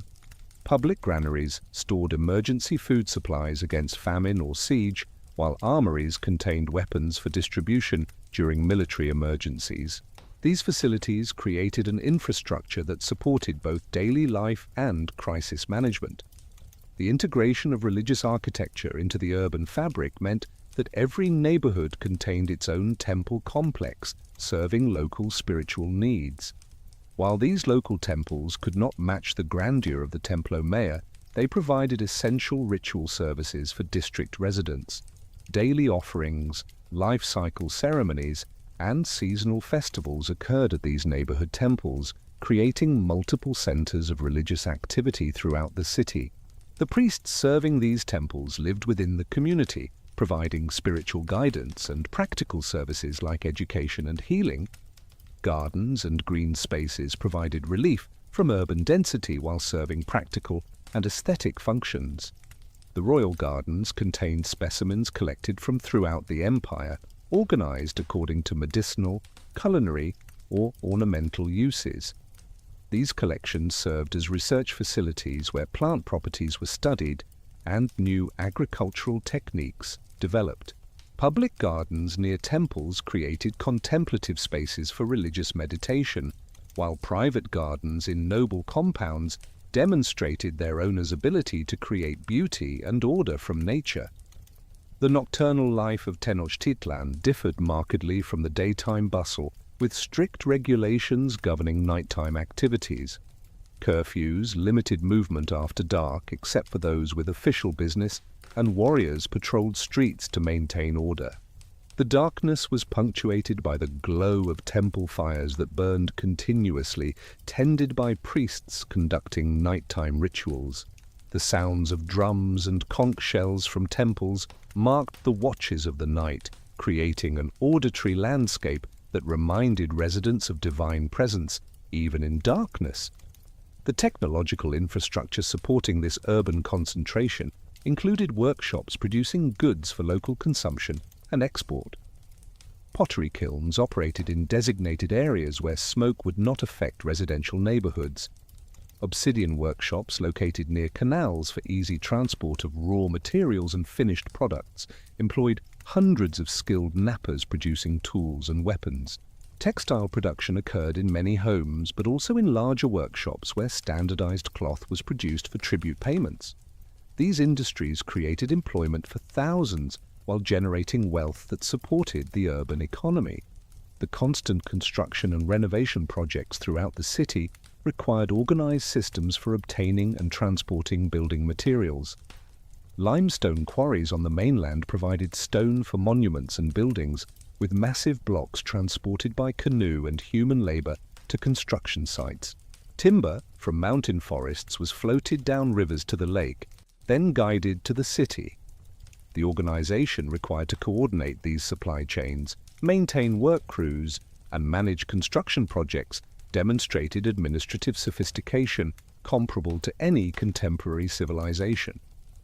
The relationship between Tenochtitlan and its companion city Tlatelolco evolved from rivalry to integration, creating a dual urban center that maximized the advantages of both communities.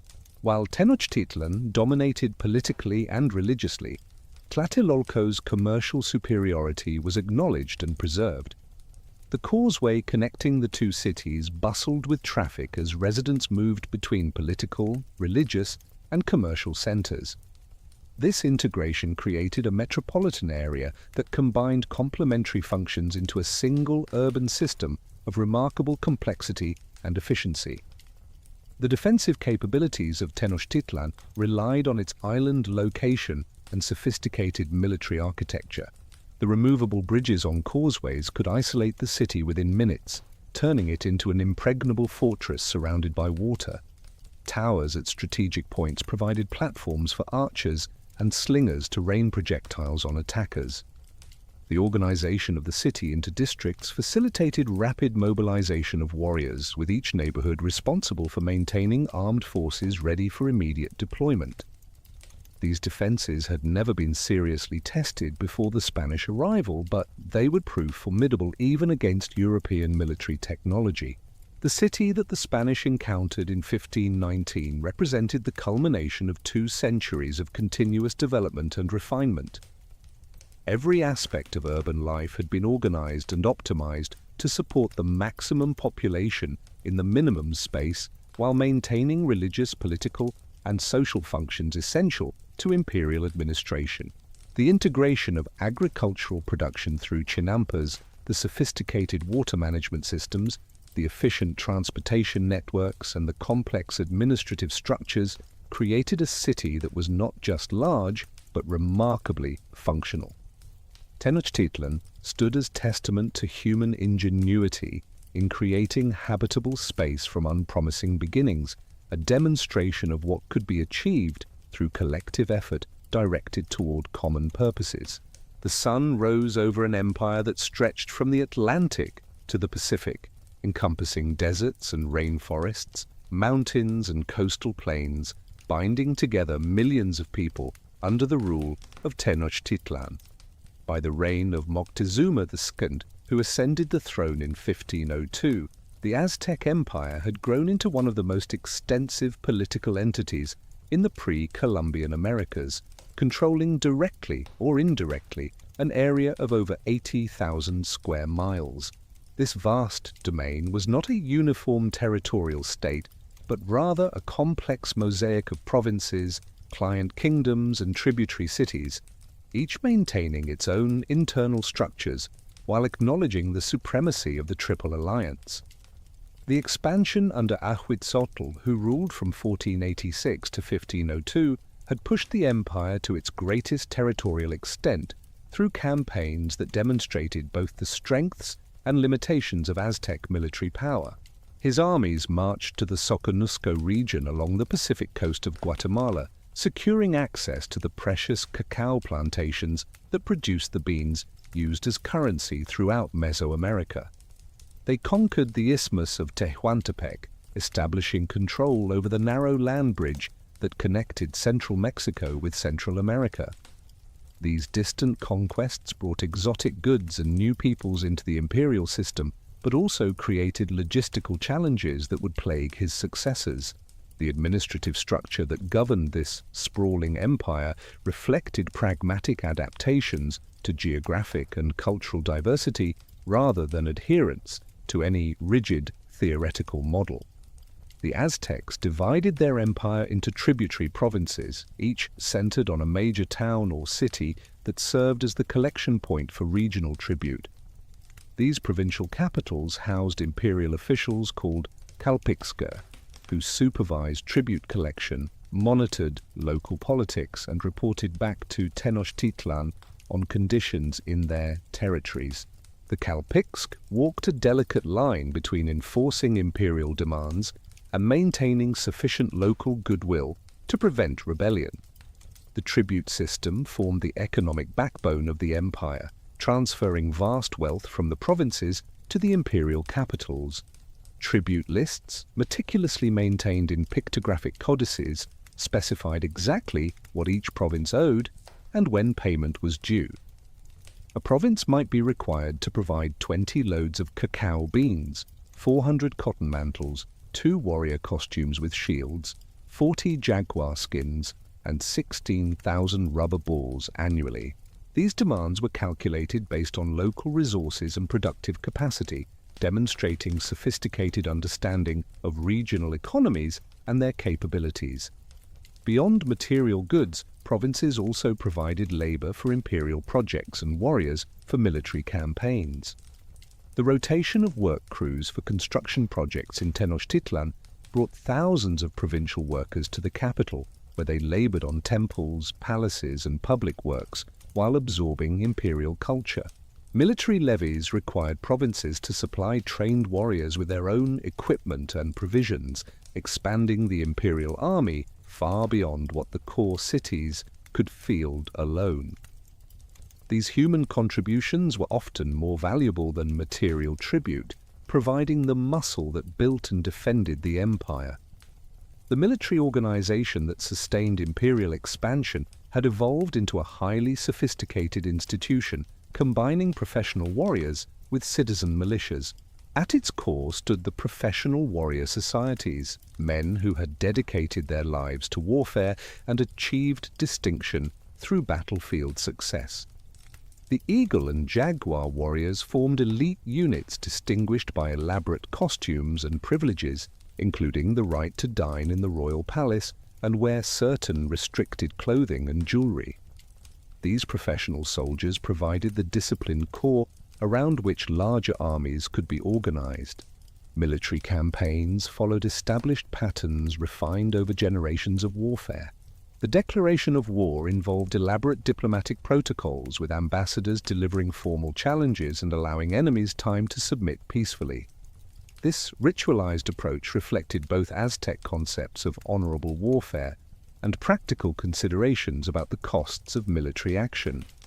Cities that submitted without fighting received better treatment and lower tribute obligations than those that resisted, creating incentives for peaceful incorporation into the empire. When warfare commenced, Aztec armies displayed remarkable logistical capabilities for pre-modern forces.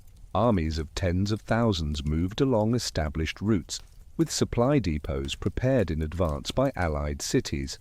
Porters carried equipment and provisions, allowing warriors to march unencumbered by heavy loads. Women sometimes accompanied campaigns to prepare food and tend wounds, creating mobile communities that could sustain themselves for extended periods. The ability to project power hundreds of miles from Tenochtitlan gave the Aztecs decisive advantages over enemies who could not match their organizational sophistication. Battle tactics emphasized capture over killing, reflecting the religious importance of securing sacrificial victims. Warriors earned advancement through taking captives, with specific rewards for capturing enemies from different categories. A commoner who captured 4 enemies could achieve noble status, while nobles who took captives earned the right to wear increasingly elaborate costumes and decorations. This system created powerful incentives for individual valor, while potentially limiting military effectiveness when total victory might have been achieved through more ruthless tactics.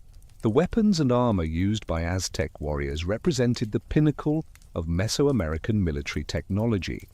The macuahuitl, the obsidian-edged sword club, could sever limbs with a single blow while being light enough for extended combat. The atlatl, or spear thrower, increased the range and penetration of projectiles beyond what could be achieved with hand-thrown spears. Cotton armor, soaked in brine to increase its resistance, provided protection against most indigenous weapons while remaining light enough for rapid movement in Mexico's varied terrain.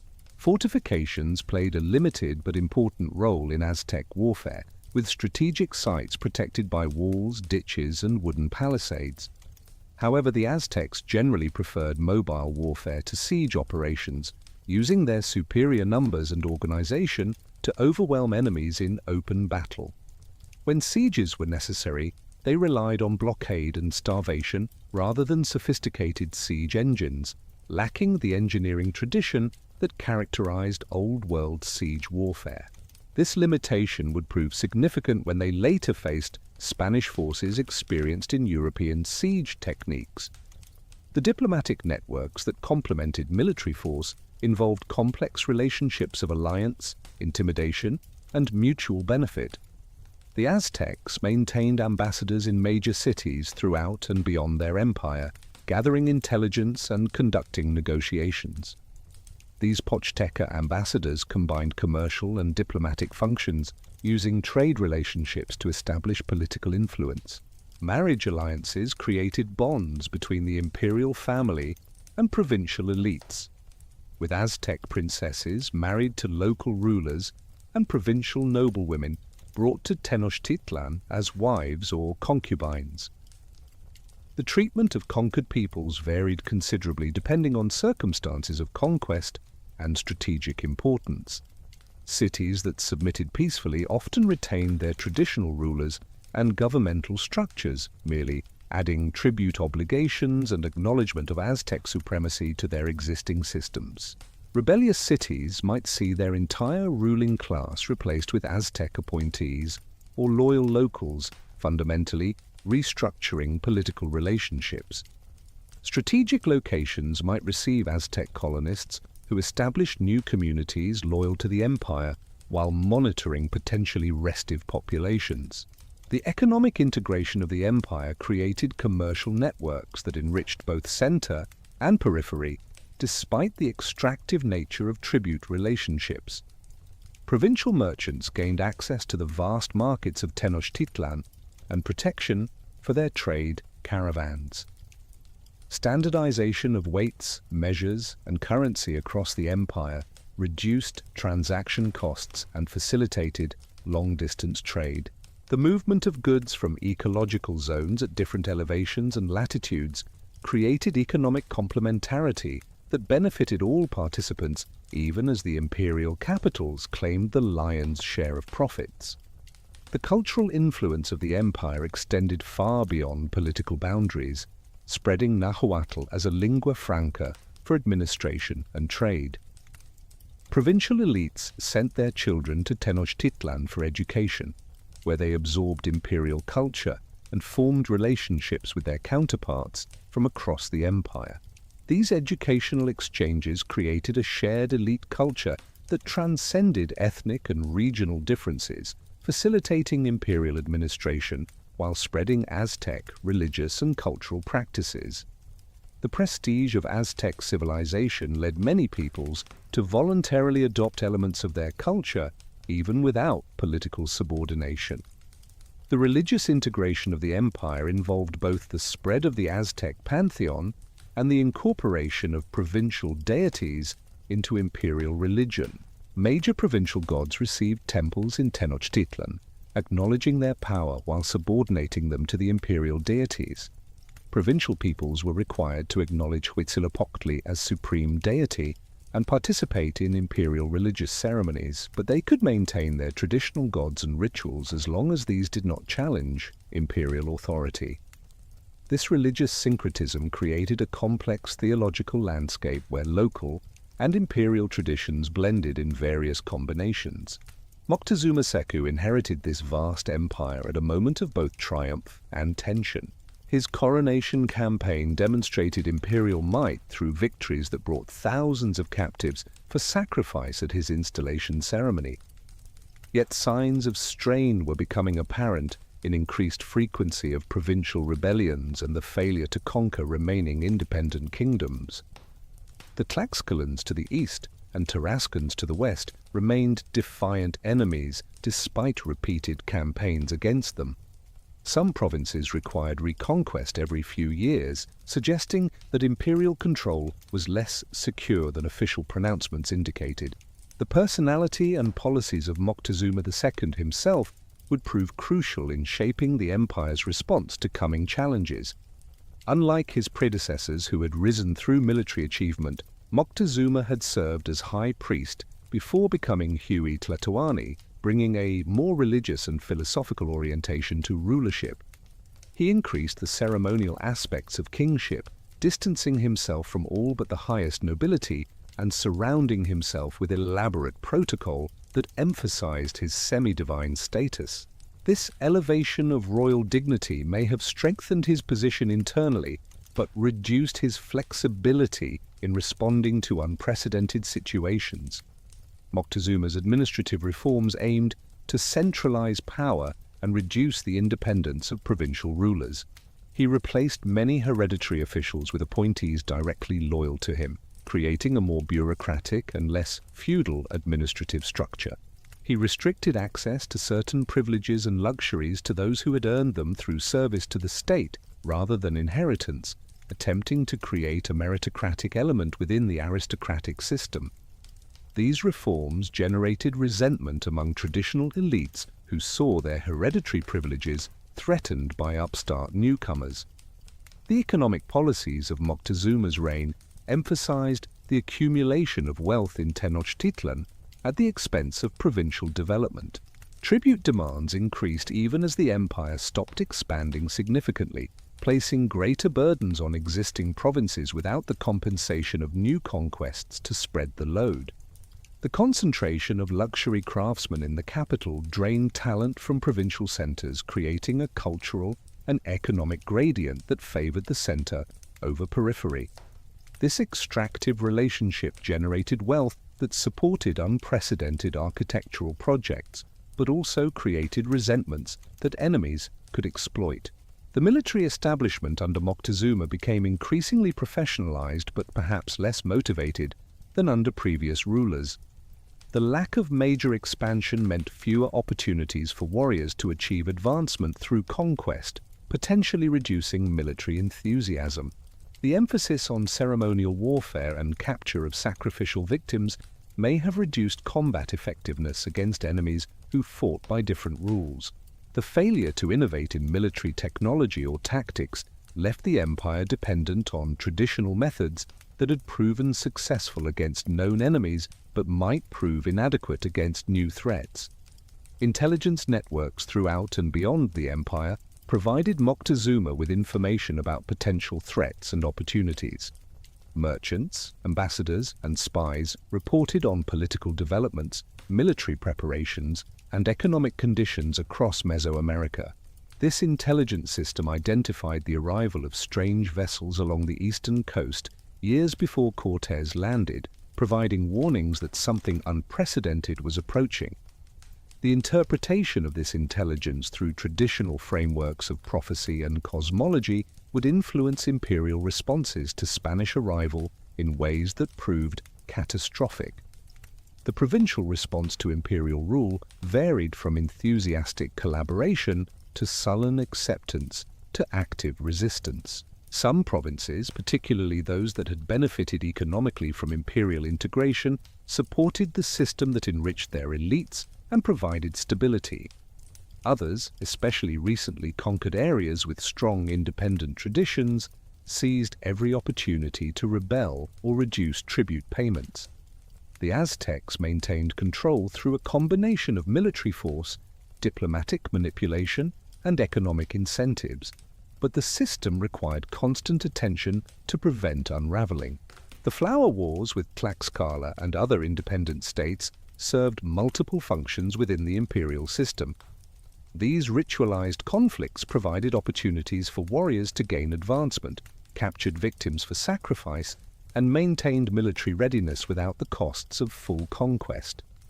Yet they also preserved pockets of independence, that demonstrated the limits of Aztec power and provided potential allies for any external force that might challenge the empire.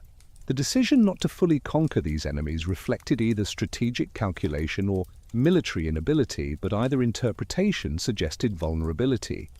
The urban development of provincial cities under Aztec rule followed patterns established in Tenochtitlan, spreading architectural and planning innovations throughout the empire. Provincial capitals received new temples built in the Aztec style, markets organized according to imperial standards, and administrative buildings that housed imperial officials. These construction projects provided visible symbols of Aztec power, while also improving urban infrastructure and economic facilities. The architectural legacy of empire would outlast political control, leaving permanent marks on the Mesoamerican landscape. Transportation infrastructure, crucial for maintaining imperial control, received continuous investment and improvement. Roads suitable for human porters connected major cities, with rest houses at regular intervals providing accommodation for official travelers. Bridge construction at river crossings facilitated movement of armies and trade caravans. Coastal provinces maintained fleets of large canoes for maritime transport, extending imperial reach along both coasts. This transportation network enabled rapid communication and movement of resources but required constant maintenance that demanded provincial labor and resources. The legal system of the empire combined imperial law with local customs, creating a complex jurisprudence that varied by region and social status. Imperial judges in provincial capitals heard cases involving nobles or disputes between provinces, applying law codes emanating from Tenochtitlan. Local judges continued to handle most civil and criminal matters according to traditional customs, as long as these did not conflict with imperial interests. This dual system allowed for local autonomy while maintaining imperial authority over crucial matters, though it also created opportunities for jurisdictional conflicts and legal confusion. Environmental management across the diverse ecosystems of the empire required sophisticated understanding of local conditions and careful resource management. The Aztecs regulated hunting seasons to prevent depletion of game, controlled forest exploitation to ensure sustainable timber supplies, and managed water resources through elaborate irrigation systems. These environmental policies reflected both practical resource management and religious concepts about humanity's relationship with nature. The success of these policies in maintaining ecological balance while supporting large populations demonstrated advanced understanding of environmental sustainability. Communication systems that bound the empire together relied on human messengers running in relay along established routes. These runners could carry messages from Tenochtitlan to the Gulf Coast in a single day, enabling rapid response to provincial crises. The pictographic writing system allowed complex information to be transmitted accurately across linguistic boundaries. Standardized symbols for common administrative concepts facilitated imperial administration despite the dozens of languages spoken across the empire. This communication network enabled centralized decision-making while maintaining flexibility for local implementation. By 1519, the Aztec Empire stood at a crossroads between continued expansion and internal consolidation. The easy conquests had been made, leaving only difficult enemies or marginal territories that might cost more to conquer than they would yield in tribute. Internal tensions between traditional elites and newly promoted officials, between center and periphery, between religious conservatives and pragmatic administrators, created fault lines that competent leadership might manage but could not eliminate. The empire remained powerful and wealthy, capable of mobilizing vast resources and armies, but whether it could adapt to radically different challenges remained an open question that would soon be answered in ways no one could have anticipated. The scribes of Tenochtitlan bent over their work in the quiet chambers of the palace, their brushes moving with practiced precision across bark paper, recording in brilliant colors and intricate symbols the knowledge that sustained an empire. The intellectual achievements of the Aztecs represented not isolated innovations, but the culmination of thousands of years of Mesoamerican cultural development, refined and expanded to serve the needs of a complex imperial society.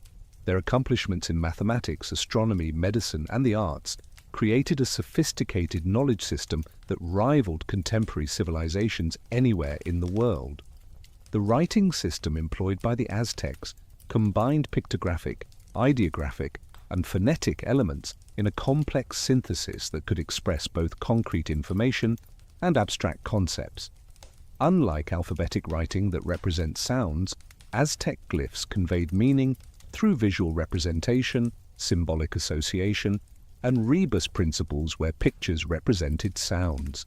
A scribe might draw a hill, Tepetl, and a nose, Yacatl, to represent the place name Tepeyac, using the sounds of the words rather than their meanings.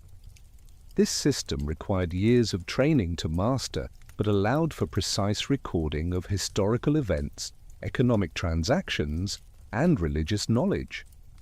The codices produced by Tlaquiloque, the painter scribes, served as the books of Aztec civilization, preserving information across generations in a format that combined text and image in inseparable unity. These manuscripts were created from amatl, paper made from the inner bark of fig trees or from specially prepared deerskin. The long strips were folded accordion style to create books that could extend for many feet when fully opened. The preparation of materials alone required specialized knowledge, from harvesting bark at the proper season to preparing the lime solutions that transformed raw materials into smooth writing surfaces. The content of codices ranged from practical administrative documents to profound religious and philosophical texts. Tribute lists recorded the obligations of each province with numerical precision, using a vigesimal, base 20 counting system that allowed for complex calculations. Historical annals preserved the deeds of rulers and the chronology of important events, combining mythological narrative with factual documentation in ways that served both religious and political purposes. Ritual manuscripts contained the prayers, songs, and ceremonial procedures necessary for proper worship, preserving theological knowledge that might otherwise be corrupted through oral transmission. The mathematical system developed by the Aztecs and their predecessors enabled sophisticated calculations essential for architecture, astronomy, and commerce. Using a dot for 1, a bar for 5, and a shell symbol for 0, they could perform complex arithmetic operations and express very large numbers. The concept of zero, independently invented in Mesoamerica centuries before it reached Europe from India, allowed for place notation and precise mathematical reasoning. This mathematical sophistication appeared not only in specialized text, but in everyday commercial transactions where merchants calculated profits and losses across multiple currencies and exchange rates. Astronomical observations formed a crucial component of Aztec science, driven by the religious importance of calendar systems and the agricultural necessity of predicting seasonal changes. Aztec astronomers tracked the movements of Venus with remarkable precision, calculating its synodic period to within hours of modern measurements. They understood solar and lunar eclipses well enough to predict their occurrence, interpreting these events through religious frameworks while maintaining accurate observational records. The movement of constellations through the seasons guided agricultural planning, with specific stars indicating optimal times for planting and harvesting different crops. The calendar systems that structured Aztec life represented one of their greatest intellectual achievements, combining careful observation with mathematical sophistication. The interaction between the 260-day ritual calendar and the 365-day solar calendar created a complex temporal framework that repeated every 52 years. Priests calculated the correlations between these cycles with precision that required advanced mathematical understanding. The ability to project dates forward and backward in time, accounting for leap days and cycle completions, demonstrated computational abilities that few contemporary civilizations could match. Medical knowledge among the Aztecs combined empirical observation with religious and philosophical concepts about the nature of health and disease. Aztec physicians, known as Tenochtitlan, underwent extensive training that included apprenticeship with experienced practitioners and study of medical texts. They understood the medicinal properties of hundreds of plants, using them to treat everything from wounds and fractures to digestive disorders and respiratory ailments. Surgical procedures included setting broken bones, suturing wounds, and even dental extractions performed with obsidian implements that created cleaner cuts than metal instruments. The pharmacopoeia of Aztec medicine included substances that would later revolutionize European medicine. They used willow bark containing salicylic acid for pain relief, anticipating aspirin by centuries. Digitalis from foxglove treated heart conditions, while various psychoactive plants served both medical and religious purposes. The systematic classification of medicinal plants according to their properties and uses created a botanical medicine system of remarkable sophistication.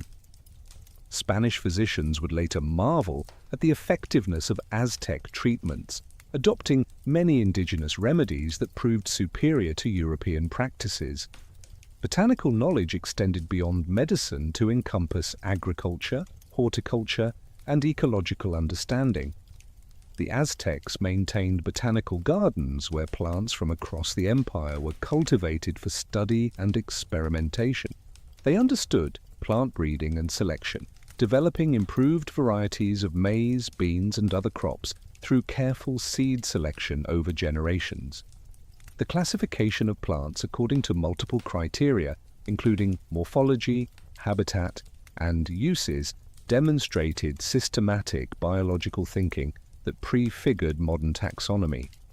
The arts in Aztec society served religious, political, and social functions, while also providing aesthetic pleasure and emotional expression. Sculpture ranged from monumental stone carvings that decorated temples to small, intricate figurines used in household shrines. The technical skill required to carve hard volcanic stone with stone and copper tools alone amazed Spanish observers who could not understand how such precise work was achieved without iron implements. The integration of symbolic meaning with naturalistic representation created works that communicated complex theological and political messages through visual means. Feather work represented perhaps the most distinctive Aztec art form, creating images of extraordinary beauty and complexity from the iridescent plumage of tropical birds. The Amanteca, specialized feather workers, developed techniques for attaching individual feathers to cotton or paper backings, creating designs that seemed to glow with internal light. Feathered shields, headdresses, and cloaks served as symbols of rank and religious significance while demonstrating artistic virtuosity. The patience required to sort thousands of tiny feathers by color and size, then attach them individually to create coherent images, represented dedication to craft that transcended mere technical skill. Goldworking, though less developed than in some South American cultures, achieved remarkable sophistication in Aztec hands. Using lost wax casting, cold hammering, and filigree techniques, goldsmiths created jewelry and ornaments of great delicacy and beauty. The combination of gold with other materials like turquoise, jade, and shell created polychrome effects that enhanced the visual impact of precious metal. The symbolic associations of gold with the sun and divine power made these objects more than mere decorations, transforming them into repositories of sacred meaning. Poetry occupied an elevated position in Aztec culture, with nobles competing to compose the most elegant verses for recitation at court gatherings. The forms of Aztec poetry, preserved through oral tradition and later transcription, reveal sophisticated understanding of meter, metaphor, and philosophical speculation. Poems might celebrate military victories, lament the transience of life, or explore the nature of divinity and human existence. The flower and song metaphor that appeared throughout Aztec poetry expressed ideas about the relationship between beauty, mortality, and meaning that rivaled any philosophical tradition. Music and dance formed integral components of religious and social life, with specialized schools training performers for ritual and entertainment purposes.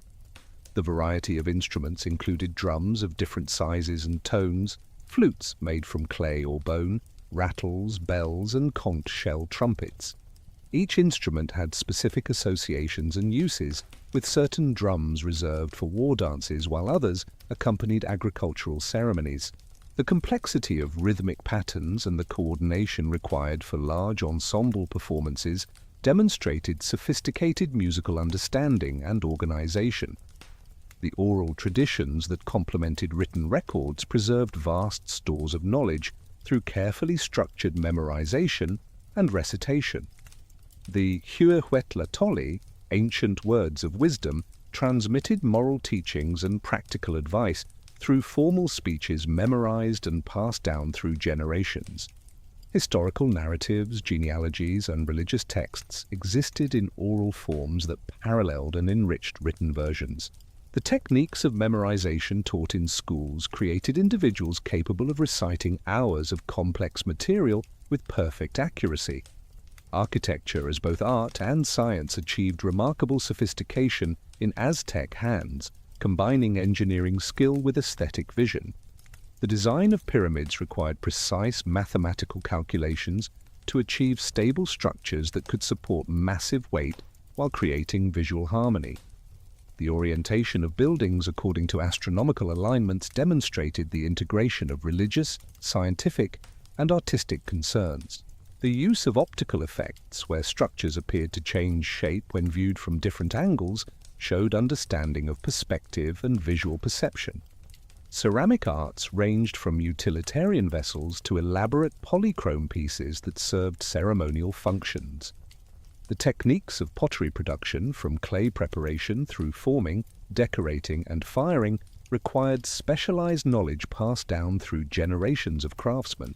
The variety of forms and decorative styles reflected both regional traditions and imperial influences, creating a ceramic record that provides insights into trade relationships and cultural exchange. The standardization of certain vessel types for ritual use ensured theological consistency across the empire. Textile production, though most examples have not survived the humid climate, represented one of the highest artistic achievements of Aztec culture. The techniques of spinning, dyeing, and weaving created fabrics of extraordinary fineness and complex patterning. The use of natural dyes from plants, insects, and minerals produced a palette of brilliant colors that retained their intensity for years. The incorporation of feathers, gold thread, and other precious materials into textiles created garments that served as portable wealth and symbols of status. The intellectual culture that produced these achievements valued education, eloquence, and wisdom as marks of civilization. The Tlamatini, the wise men who served as philosophers and teachers, were respected for their knowledge and their ability to guide society through moral and practical challenges. They posed fundamental questions about the nature of existence, the relationship between humans and gods, and the meaning of life and death. Their speculations, preserved in texts like the Colloquy of the Twelve, reveal a philosophical tradition of considerable sophistication. The transmission of knowledge across generations required institutional structures that ensured continuity despite political upheavals. The Kalmyk and Telpochcali schools provided formal education, but apprenticeship systems in crafts and specialized knowledge created additional pathways for learning. The relationship between master and student, whether in scribal arts, medicine, or craft production, involved not just technical training but moral and spiritual development. The emphasis on maintaining standards and preserving traditional knowledge while allowing for innovation created a dynamic intellectual culture. Geographic knowledge and cartography enabled administration of the far-flung empire and facilitated trade and military operations. Maps painted on cloth or paper showed topographical features, roads, boundaries, and settlements with remarkable accuracy. The combination of pictographic representation with measurement notations created documents that could convey complex geographic information. The ability to conceptualize and represent space at various scales, from local community lands to vast imperial territories, demonstrated sophisticated spatial reasoning. The integration of art and science in Aztec culture meant that aesthetic considerations influenced technical decisions, while practical concerns shaped artistic expression. A carved stone might serve simultaneously as architectural support, astronomical marker, and religious symbol. A painted manuscript combined mathematical precision in its calendrical notations with artistic beauty in its illustrations. This synthesis of function and beauty, meaning and technique, created a culture where the boundaries between art and science were fluid rather than fixed. The legacy of Aztec intellectual achievements would survive the conquest in fragmented but significant ways. Indigenous scribes working under Spanish supervision preserved portions of ancient knowledge in new codices that combined pre-Columbian and European traditions. Medical knowledge was documented by Spanish physicians who recognized its value. Artistic techniques influenced colonial productions that blended indigenous and European aesthetics. Though much was lost in the destruction that accompanied conquest, enough survived to demonstrate the sophistication of Aztec arts and sciences. The encounter between Aztec and European knowledge systems would prove transformative for both traditions. Spanish chroniclers struggled to understand and describe achievements that did not fit their conceptual frameworks. The Aztec vigesimal mathematics seemed strange to minds trained in decimal thinking. The combination of history and mythology in Aztec texts confused Europeans expecting clear distinctions between fact and fiction. Yet gradually, through indigenous informants and careful observation, Europeans began to appreciate the sophistication of Aztec learning. Modern scholarship continues to uncover new aspects of Aztec intellectual achievements as archaeological discoveries and better understanding of surviving texts reveal previously unrecognized sophistication. The mathematical and astronomical knowledge encoded in architectural alignments, the medical efficacy of traditional remedies validated by pharmacological analysis, and the historical accuracy of indigenous accounts confirmed by archaeological evidence all demonstrate that Aztec civilization developed forms of knowledge that deserve recognition alongside the intellectual traditions of any world culture. Their achievements in arts, science, and learning created a legacy that enriches human cultural heritage despite the traumatic circumstances of their preservation. The year 1517 brought reports to Moctezuma's court that would shake the foundations of the Aztec world, though their full significance would only become clear in retrospect. Coastal peoples described floating mountains that had appeared on the eastern sea, bearing pale-skinned beings with hair like the sun and bodies covered in metal that deflected arrows and spears. These first Spanish expeditions along the Mexican coast were exploratory ventures from Cuba, but to the Aztecs they represented something far more troubling, fitting into patterns of omens and prophecies that had been accumulating for years. The philosophical and religious framework through which the Aztecs interpreted these events would profoundly influence their response to Spanish arrival. For nearly a decade before the first Spanish ships appeared, troubling portents had manifested throughout the empire. A comet had blazed across the sky for an entire year, visible even in daylight, which the priests interpreted as a warning of coming change.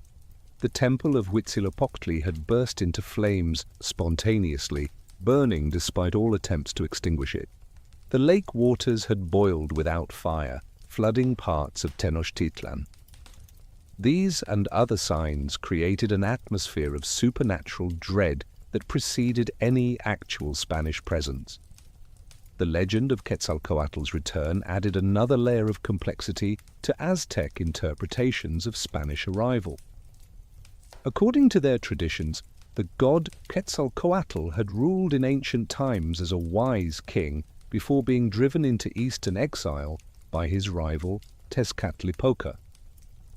He had promised to return in the year 1 Reed, to reclaim his throne.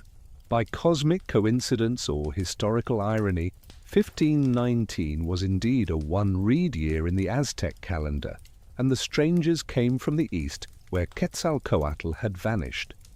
The physical appearance of the Spanish, with their pale skin and beards matching descriptions of the departed god, seemed to confirm supernatural significance. Francisco Hernández de Córdoba's expedition in 1517 had skirted the Yucatan Peninsula, engaging in brief, violent encounters with Maya peoples, but not penetrating the Aztec sphere of influence directly. However, news of these events traveled along trade routes, reaching Tenochtitlan in garbled but alarming forms. The following year, Juan de Grijalva explored further along the coast, actually entering territories that paid tribute to the Aztec Empire. His expedition traded with local peoples, exchanging glass beads and metal tools for gold and provisions, demonstrating both peaceful intentions and material wealth that sparked Spanish interest in further exploration.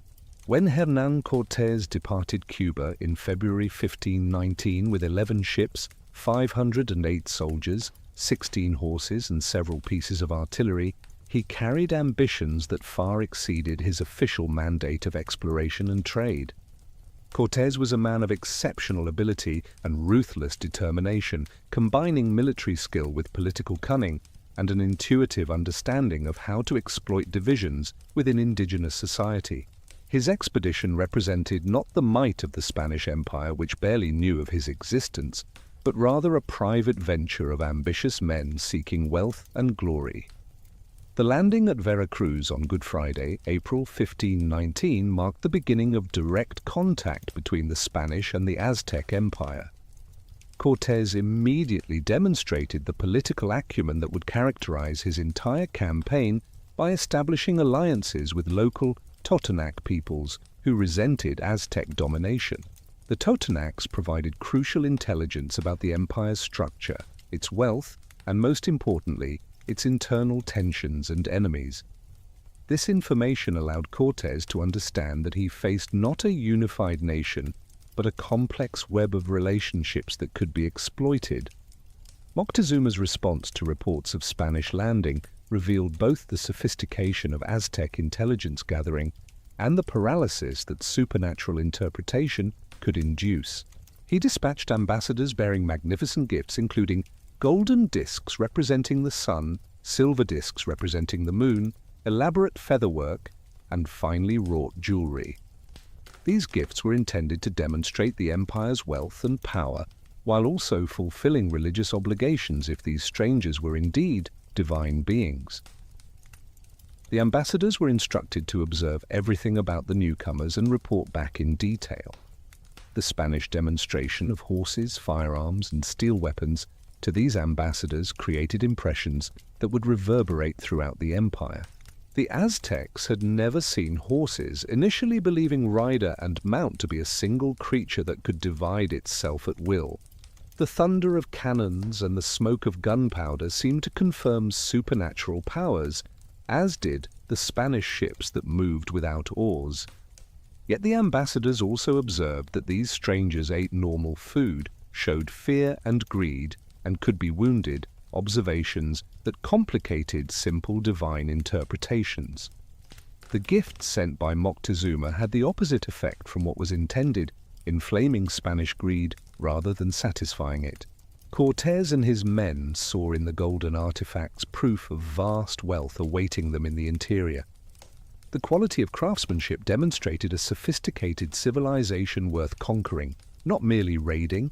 The very magnificence of the gifts confirmed that they faced an empire of extraordinary resources, spurring them forward rather than deterring them as Moctezuma had hoped.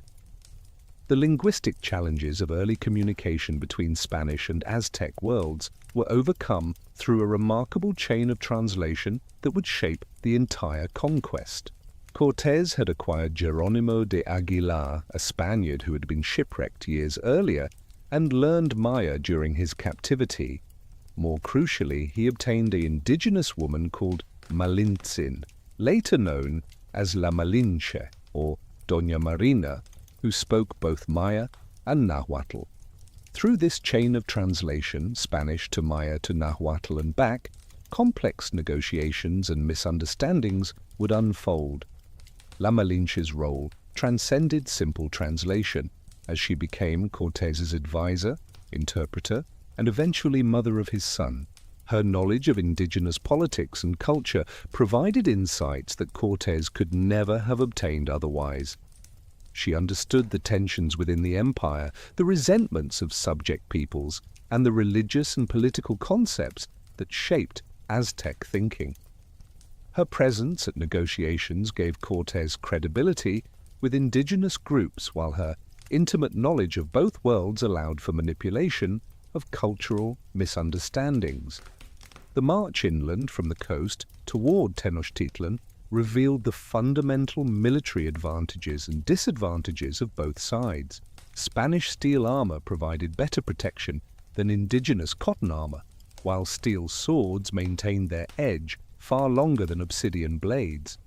Horses gave the Spanish mobility and shock value in open terrain, creating psychological impact beyond their actual military effectiveness. Firearms, though slow to reload and limited in number, produced devastating psychological effects on warriors who had never encountered such weapons. Yet the Spanish also faced serious vulnerabilities that competent indigenous resistance could have exploited more effectively. They were vastly outnumbered, operating in unknown terrain far from any possibility of reinforcement. They depended entirely on indigenous allies for food and intelligence. Their horses were few and irreplaceable, their gunpowder limited, and their armor, while protective, was exhaustingly hot in the Mexican climate. Disease, particularly the tropical fevers of the coast, weakened many soldiers. Had the Aztecs responded with unified, determined resistance from the beginning, the conquest might have ended very differently. The encounter with Tlaxcala proved pivotal in determining the conquest's outcome.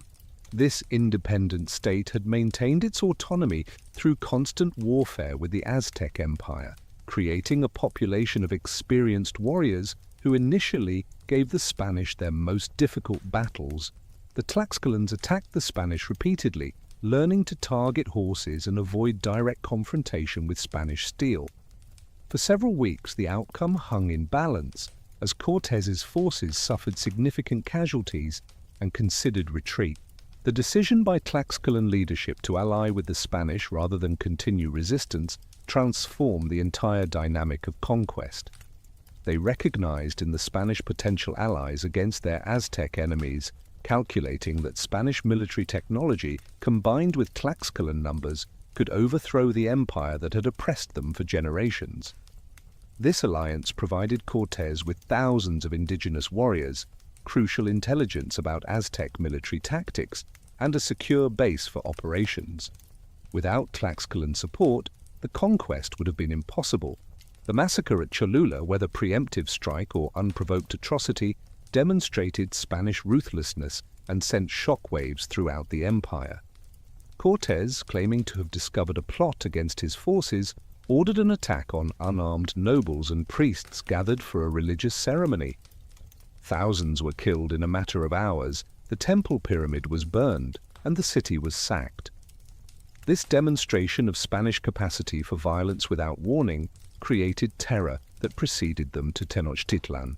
The psychological warfare aspect of the conquest proved as important as actual military operations.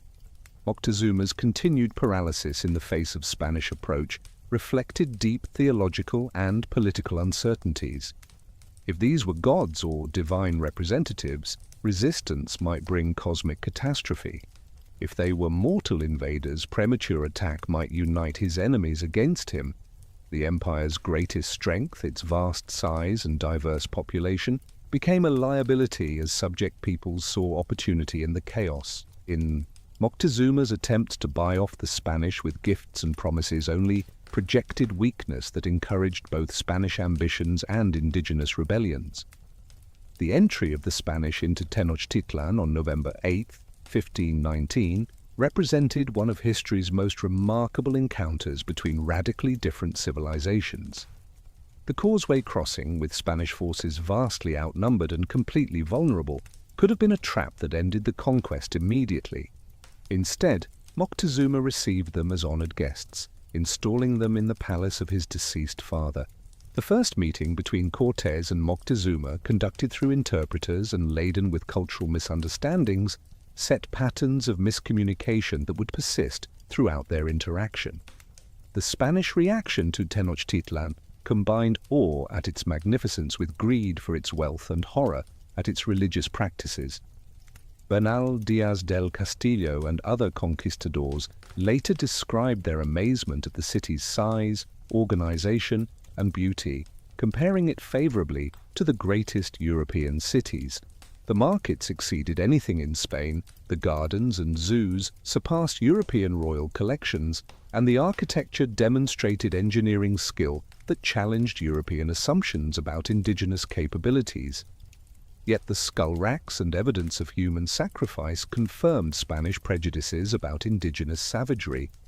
The initial period of Spanish residence in Tenochtitlan involved a delicate balance of guest and prisoner relationships.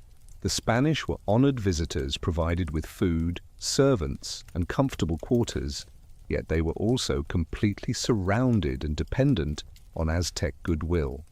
They toured the city, visited markets and temples, and observed the functioning of the empire's capital. Cortés and his captains gathered intelligence about the empire's resources, defenses, and political structure while maintaining the fiction of diplomatic mission. The seizure of Moctezuma as a hostage fundamentally altered the relationship between Spanish and Aztec, though its full implications took time to manifest.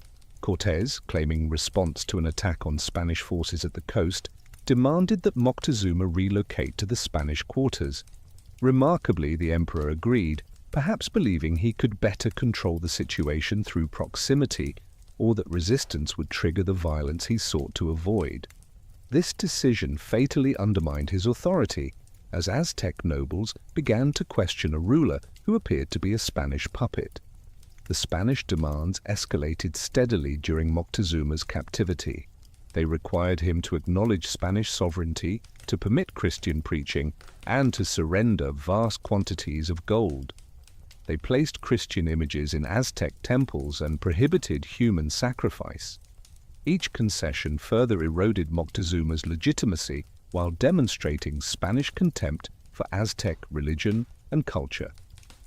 The emperor's attempts to maintain authority while essentially imprisoned created an impossible situation that could only end in tragedy. The arrival of Pánfilo de Narváez with a larger Spanish force sent to arrest Cortés for exceeding his authority created a crisis that nearly ended the conquest. Cortés was forced to leave Tenochtitlan with most of his soldiers to confront this threat, leaving Pedro de Alvarado in command of a small garrison.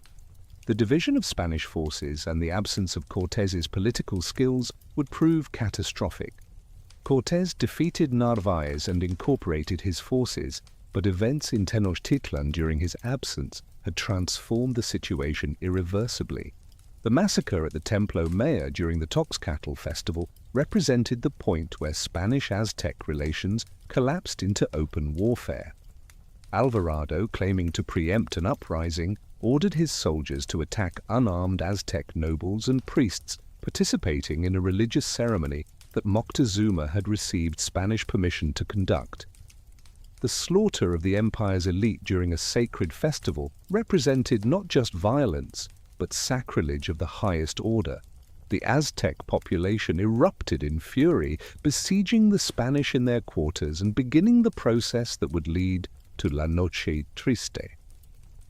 The death of Moctezuma, whether by Spanish hands, Aztec stones, or his own despair, marked the end of any possibility of peaceful resolution. His attempts to calm the uprising from the palace roof were met with stones and arrows from his own people, who now saw him as a traitor. With his death, the last restraints on Aztec resistance disappeared. The Spanish found themselves trapped in a hostile city with no indigenous authority able or willing to negotiate their safe passage. The Spanish position in Tenochtitlan had become untenable despite Cortés's return with reinforcements. They were running out of food and water, under constant attack, and unable to break out of their besieged quarters. The causeway bridges had been destroyed, trapping them on the island.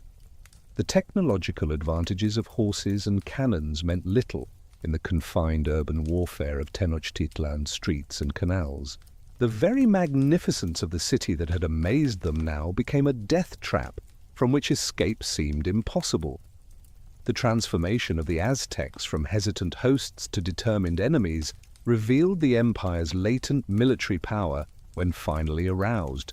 Warriors who had initially fled from horses and firearms learned to fight in ways that neutralized Spanish advantages. They destroyed bridges to trap cavalry, used buildings for cover against firearms, and employed their superior numbers in coordinated attacks. The religious interpretation that had paralyzed initial resistance gave way to pragmatic military response to foreign invasion. The cultural misunderstandings that had facilitated Spanish entry into Tenochtitlan now complicated any resolution. The Spanish concept of sovereignty and vassalage had no real equivalent in Aztec political thought. The Aztec understanding of cosmic cycles and divine intervention did not translate into Spanish Catholic frameworks. Each side interpreted the other's actions through their own cultural lens, creating misunderstandings that made communication increasingly impossible even when translators conveyed the literal words. The stage was set for the catastrophic violence that would destroy Tenochtitlan and end the Aztec Empire. The Spanish had squandered whatever divine aura they might have possessed through their greed, violence, and sacrilege. The Aztecs had overcome their initial paralysis, but faced an enemy with military technologies and diseases they did not understand. The indigenous allies of both sides would ultimately determine the outcome, as neither Spanish nor Aztec forces alone could achieve decisive victory. The tragedy that would unfold represented not the inevitable triumph of European superiority, but the catastrophic convergence of factors that neither side fully controlled or understood. The darkness of June 30, 1520, would be remembered as La Noche Triste, the Night of Sorrows, when the Spanish attempted their desperate escape from Tenochtitlan across a portable bridge they had constructed to span the gaps in the causeway. The retreat began in silence and stealth, the Spanish hoping to reach the mainland before the Aztecs discovered their flight.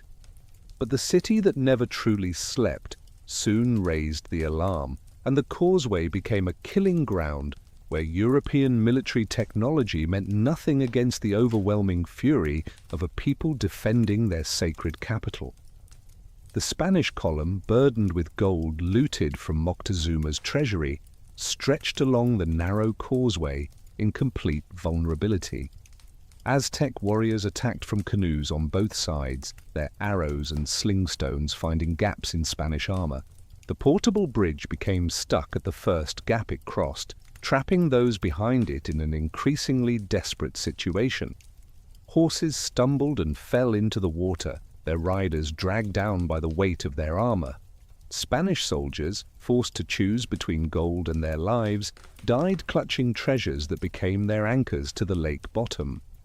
The Tlaxcalan allies suffered even greater casualties than the Spanish, bearing the brunt of Aztec hatred for indigenous peoples who had sided with the invaders.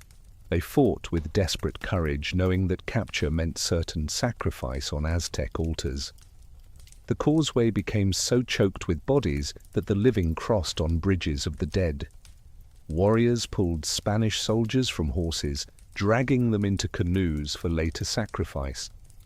The technological superiority that had seemed so decisive meant nothing in the darkness and confusion of this aquatic battlefield. Cortés himself survived through a combination of luck, skill, and the sacrifice of his soldiers who died protecting their commander. He would later claim that he wept for his fallen companions, though his tears might equally have been for the gold abandoned in the lake and the apparent destruction of his ambitious plans.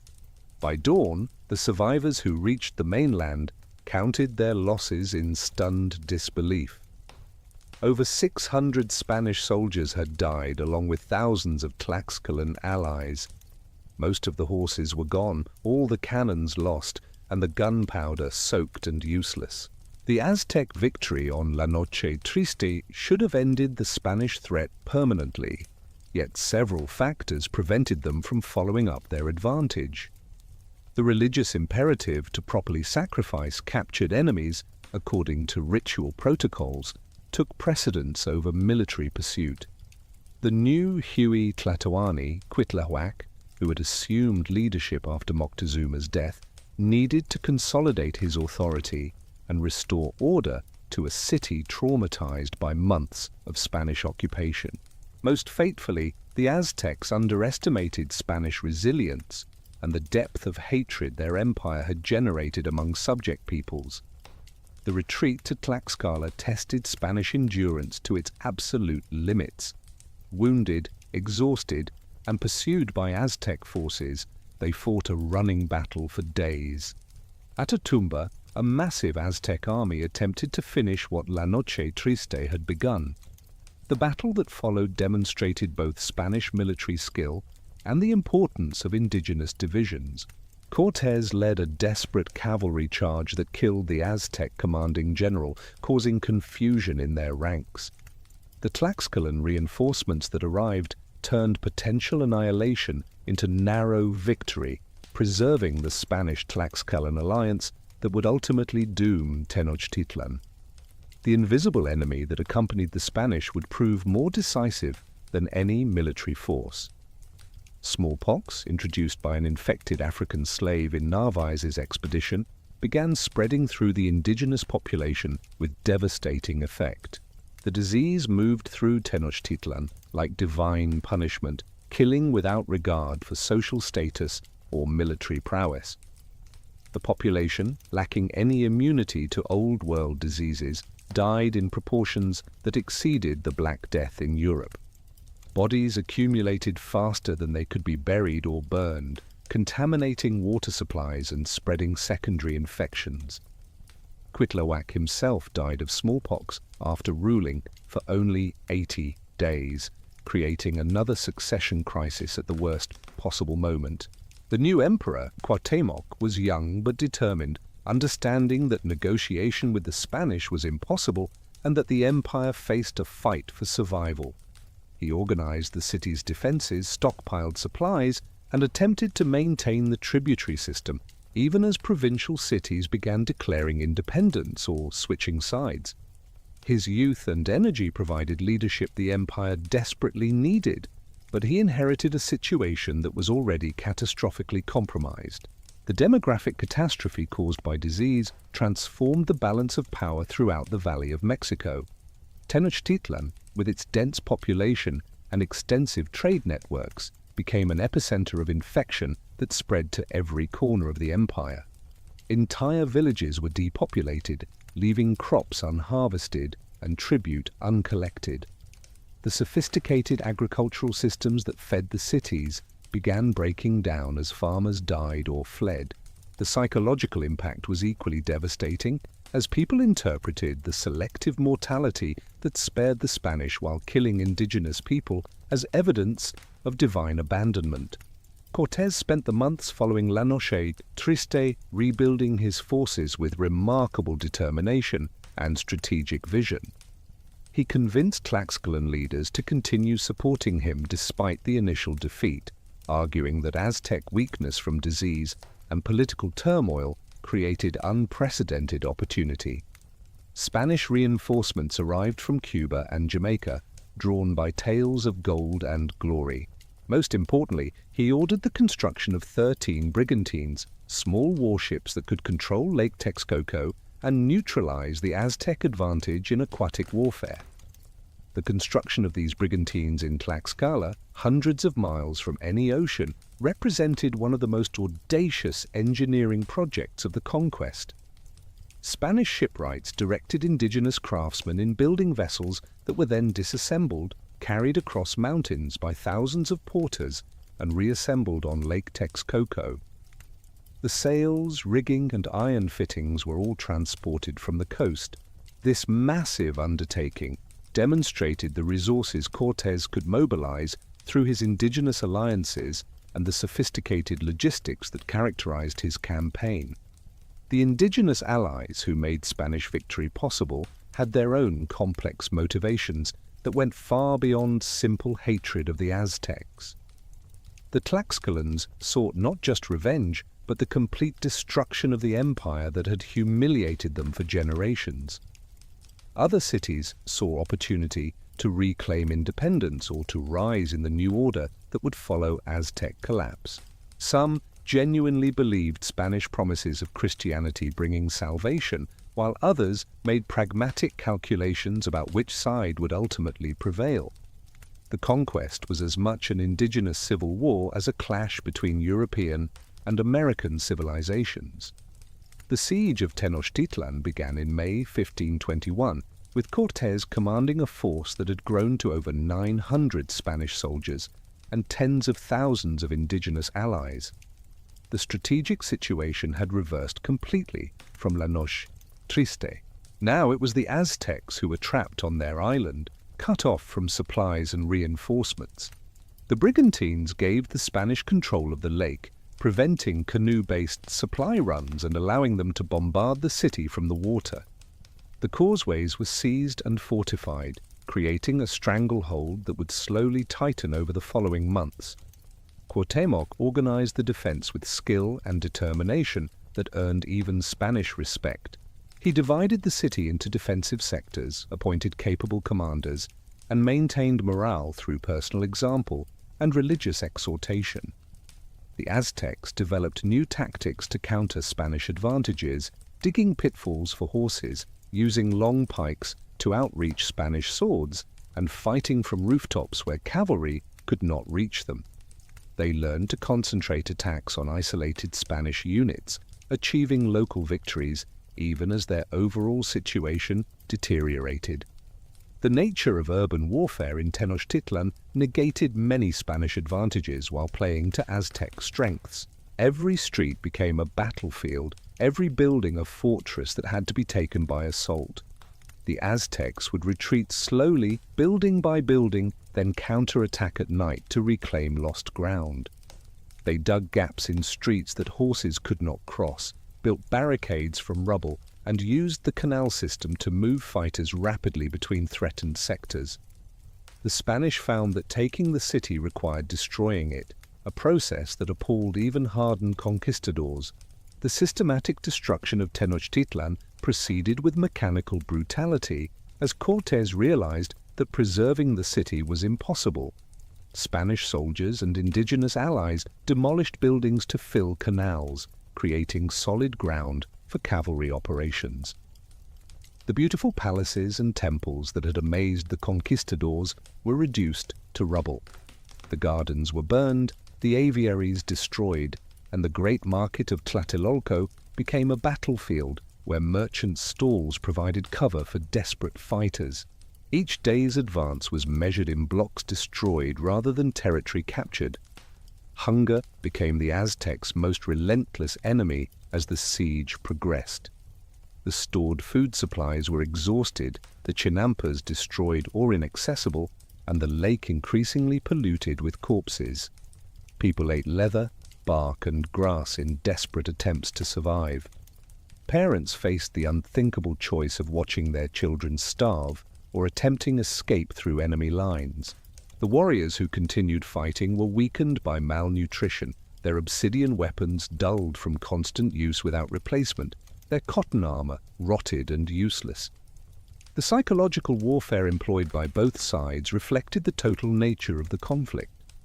The Spanish displayed captured Aztec warriors before executing them, while the Aztecs sacrificed Spanish prisoners within sight, and hearing of their compatriots, the victims' screams carrying across the water. The sound of drums from the Templo Mayor announcing sacrifices alternated with Spanish trumpets signaling attacks. Both sides understood they were fighting not just for victory, but for survival, as neither could expect mercy from the other. The role of La Malinche during the siege extended beyond translation to active participation in negotiations and strategy. She crossed the battle lines repeatedly, carrying messages and attempting to arrange surrender terms that might spare the city complete destruction. Her presence at negotiations gave Cortés insights into Aztec thinking, while demonstrating to indigenous peoples that cooperation with the Spanish was possible. Her son with Cortés, Martín, born during this period, symbolized the mestizaje that would characterize post-conquest Mexico. The Tlaxcalan and other indigenous allies showed no mercy to their traditional enemies, often exceeding Spanish brutality in their treatment of captured Aztecs. Generations of humiliation and tribute payments were repaid with interest during the siege. They engaged in destruction and looting with enthusiasm that shocked Spanish observers who conveniently forgot their own rapacity. The conquest provided opportunity for settling old scores and establishing new hierarchies, with successful indigenous allies expecting rewards commensurate with their contributions. The final assault on the Tlatelolco district, where the last Aztec defenders had concentrated, displayed the hopeless courage of a doomed people. Warriors too weak to stand propped themselves against walls to continue fighting. Women and children threw stones from rooftops. Priests conducted final ceremonies even as Spanish soldiers scaled the temple pyramids. The market square, where tens of thousands had once traded peacefully, became a charnel house where the dead outnumbered the living. The capture of Cuauhtémoc on August 13, 1521, as he attempted to escape by canoe, marked the effective end of resistance. The last emperor of the Aztecs maintained his dignity even in defeat, reportedly telling Cortés to kill him immediately since he had failed to defend his city. Cortés, recognizing the political value of a living emperor, kept him alive as a puppet through whom to govern the surviving population. The young ruler who had fought so determinedly would endure years of humiliation before eventually being executed on dubious charges of conspiracy. The scale of destruction appalled even the victors as they surveyed what remained of Tenochtitlan. Cortés would later write that he regretted the city's demolition, having hoped to preserve it as the jewel of Spanish possessions. The canals were choked with rubble and bodies, the great temples reduced to scattered stones, the palaces burned and looted. Of the population that had numbered perhaps 200,000 at the siege's beginning, only a fraction survived, many bearing the scars of smallpox, if not wounds, from weapons. The immediate aftermath of victory revealed the hollow nature of Spanish triumph. The gold they had fought for was far less than expected, much of it lost in Lake Texcoco during La Noche Triste, or hidden by the Aztecs. The city they had conquered was essentially destroyed, requiring years of reconstruction to become habitable again. The indigenous allies who had made victory possible expected rewards and autonomy that conflicted with Spanish colonial ambitions. The demographic collapse from disease continued, destroying the labor force needed for colonial exploitation. The Spanish treatment of the defeated population combined pragmatism with cruelty. Those with useful skills were preserved and put to work, while others were enslaved or killed. The surviving Aztec nobility were initially maintained as intermediaries for colonial administration, though their authority was gradually undermined and eliminated. Women were distributed among the conquistadors as slaves or concubines, beginning the biological and cultural mixing that would create Mexican mestizo identity. Children were separated from parents for Christian indoctrination, breaking the transmission of indigenous culture. The destruction of indigenous books and artifacts in the name of Christian evangelization represented cultural annihilation, paralleling the physical destruction of the siege. Priests supervised the burning of codices as demonic artifacts, destroying centuries of accumulated knowledge. Temples were demolished, and their stones used to build churches. Sacred images were smashed or melted down for their gold content. The systematic erasure of Aztec culture was as thorough as the military conquest, though ultimately less successful, as indigenous traditions survived in syncretized forms. The transformation of Tenochtitlan into Mexico City began immediately, with Spanish urban planning imposed upon Aztec foundations. Churches rose where temples had stood, Spanish palaces occupied the sites of Aztec nobles' homes, and European-style plazas replaced indigenous markets. Yet the basic layout of the city, its orientation and major thoroughfares, followed patterns established centuries earlier. The new city was literally built on the bones of the old, with Aztec stones serving as foundations for Spanish buildings. The psychological impact of Tenochtitlan's fall reverberated throughout Mesoamerica, demonstrating that the cosmic order the Aztecs had maintained was irretrievably broken. Cities that might have continued resistance submitted to avoid Tenochtitlan's fate. The complex tributary networks and alliance systems that had sustained the empire dissolved into chaos. Local rulers scrambled to make accommodations with the Spanish, hoping to preserve some autonomy under colonial rule. The ideological framework that had justified Aztec dominance collapsed, along with the political and military structures it had supported. The survivors who witnessed the fall of their world would struggle to make sense of the catastrophe that had befallen them. Some interpreted it as divine punishment for moral failures, others as the inevitable turning of cosmic cycles. Indigenous chroniclers, writing decades later, would attempt to preserve memory of what had been lost while adapting to colonial realities. Their accounts, filtered through Spanish censorship and Christian influence, provide glimpses of the trauma that accompanied the end of a civilization that had seemed eternal.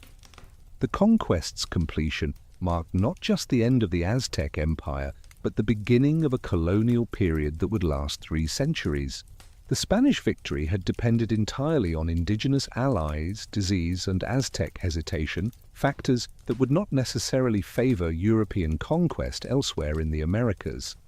Yet the fall of Tenochtitlan became the model for subsequent conquests, demonstrating that European technology and disease could overcome numerical disadvantages when combined with exploitation of local divisions. The transformation of the greatest indigenous city in the Americas into a Spanish colonial capital symbolized a change that would reshape not just Mexico, but the entire hemisphere. The smoke from burning codices rose over the ruins of Tenochtitlan as Spanish priests oversaw the destruction of centuries of accumulated knowledge. Yet even as the physical artifacts of Aztec civilization were being systematically destroyed, the deeper currents of indigenous culture were already beginning their transformation into new forms that would prove impossible to eradicate. The colonial period that followed the conquest would witness not the simple replacement of one culture by another, but rather a complex process of negotiation, resistance, adaptation, and synthesis that continues to shape Mexico to this day. The immediate administrative challenges facing the Spanish revealed how thoroughly they depended on indigenous structures and knowledge for colonial governance. The tribute lists that Spanish administrators needed to extract wealth were written in Nahuatl pictographs that only indigenous scribes could read. The complex land tenure systems that determined agricultural production required indigenous nobles to interpret and enforce. The very geography of the conquered territories was known only through indigenous guides and maps. The Spanish found themselves forced to preserve aspects of the system they had supposedly destroyed simply to make their colony function. The encomienda system established by the Spanish attempted to recreate European feudalism in the Americas, granting Spanish colonists control over indigenous labor and tribute in exchange for military service and Christian instruction. Yet this system immediately encountered the reality that indigenous communities had their own concepts of obligation and hierarchy that did not map neatly onto European models. Indigenous nobles negotiated to maintain their traditional privileges within the new system, while commoners found ways to fulfill Spanish demands while preserving their communal structures. The result was a hybrid system that was neither truly European nor indigenous, but something entirely new. The demographic catastrophe that continued throughout the 16th century transformed every aspect of colonial society. Waves of epidemic disease, including smallpox, measles, typhus, and plague, reduced the indigenous population by perhaps 90% within a century of contact. Entire regions were depopulated, traditional knowledge holders died before passing on their expertise, and social structures collapsed under the weight of mortality. Yet this catastrophe also created spaces for adaptation and survival, as indigenous communities reorganized themselves, adopted new strategies for resistance, and found ways to maintain their identities despite overwhelming losses. The Spanish missionary project that accompanied political conquest aimed at nothing less than the complete transformation of indigenous consciousness, replacing Aztec cosmology with Christian theology. Franciscan, Dominican, and Augustinian missionaries learned Nahuatl and other indigenous languages to preach more effectively. They established schools for indigenous nobles' children, hoping to create a Christianized indigenous elite that would facilitate conversion of the masses. Yet the missionaries also became the primary recorders of indigenous culture, documenting the very traditions they sought to eliminate in works that preserve invaluable information about pre-conquest society. The religious syncretism that emerged from the collision of Aztec and Christian traditions created unique forms of faith that combined elements of both while being reducible to neither. The Virgin of Guadalupe, who allegedly appeared to an indigenous man on the hill of Tepeyac, where the Aztec goddess Tonantzin had been worshipped, became the paramount symbol of this synthesis. Indigenous peoples found in her a divine mother figure that resonated with their traditional beliefs while satisfying Spanish Christian requirements. Churches built on temple foundations literally and symbolically represented this layering of religious traditions. The preservation of Nahuatl as a living language despite Spanish colonial pressure demonstrates the resilience of indigenous culture. While Spanish became the language of administration and commerce, Nahuatl continued to be spoken in homes and communities throughout central Mexico. Indigenous scribes adapted the Latin alphabet to write Nahuatl, creating a new literary tradition that preserved oral histories, legal documents, and religious texts. The Florentine Codex, compiled by Bernardino de Sahagún with indigenous informants, became one of the most comprehensive ethnographic works ever produced, preserving Aztec culture even as it was being transformed. The legal battles fought by indigenous communities in Spanish colonial courts reveal sophisticated strategies of resistance and adaptation. Communities learned to use Spanish law to defend traditional land rights, presenting ancient pictographic documents as evidence and hiring Spanish lawyers to argue their cases. They petitioned the crown directly when local authorities proved oppressive, exploiting tensions between different levels of colonial administration. These legal strategies preserved indigenous communal lands in many regions despite constant pressure for privatization, maintaining the territorial basis for cultural continuity.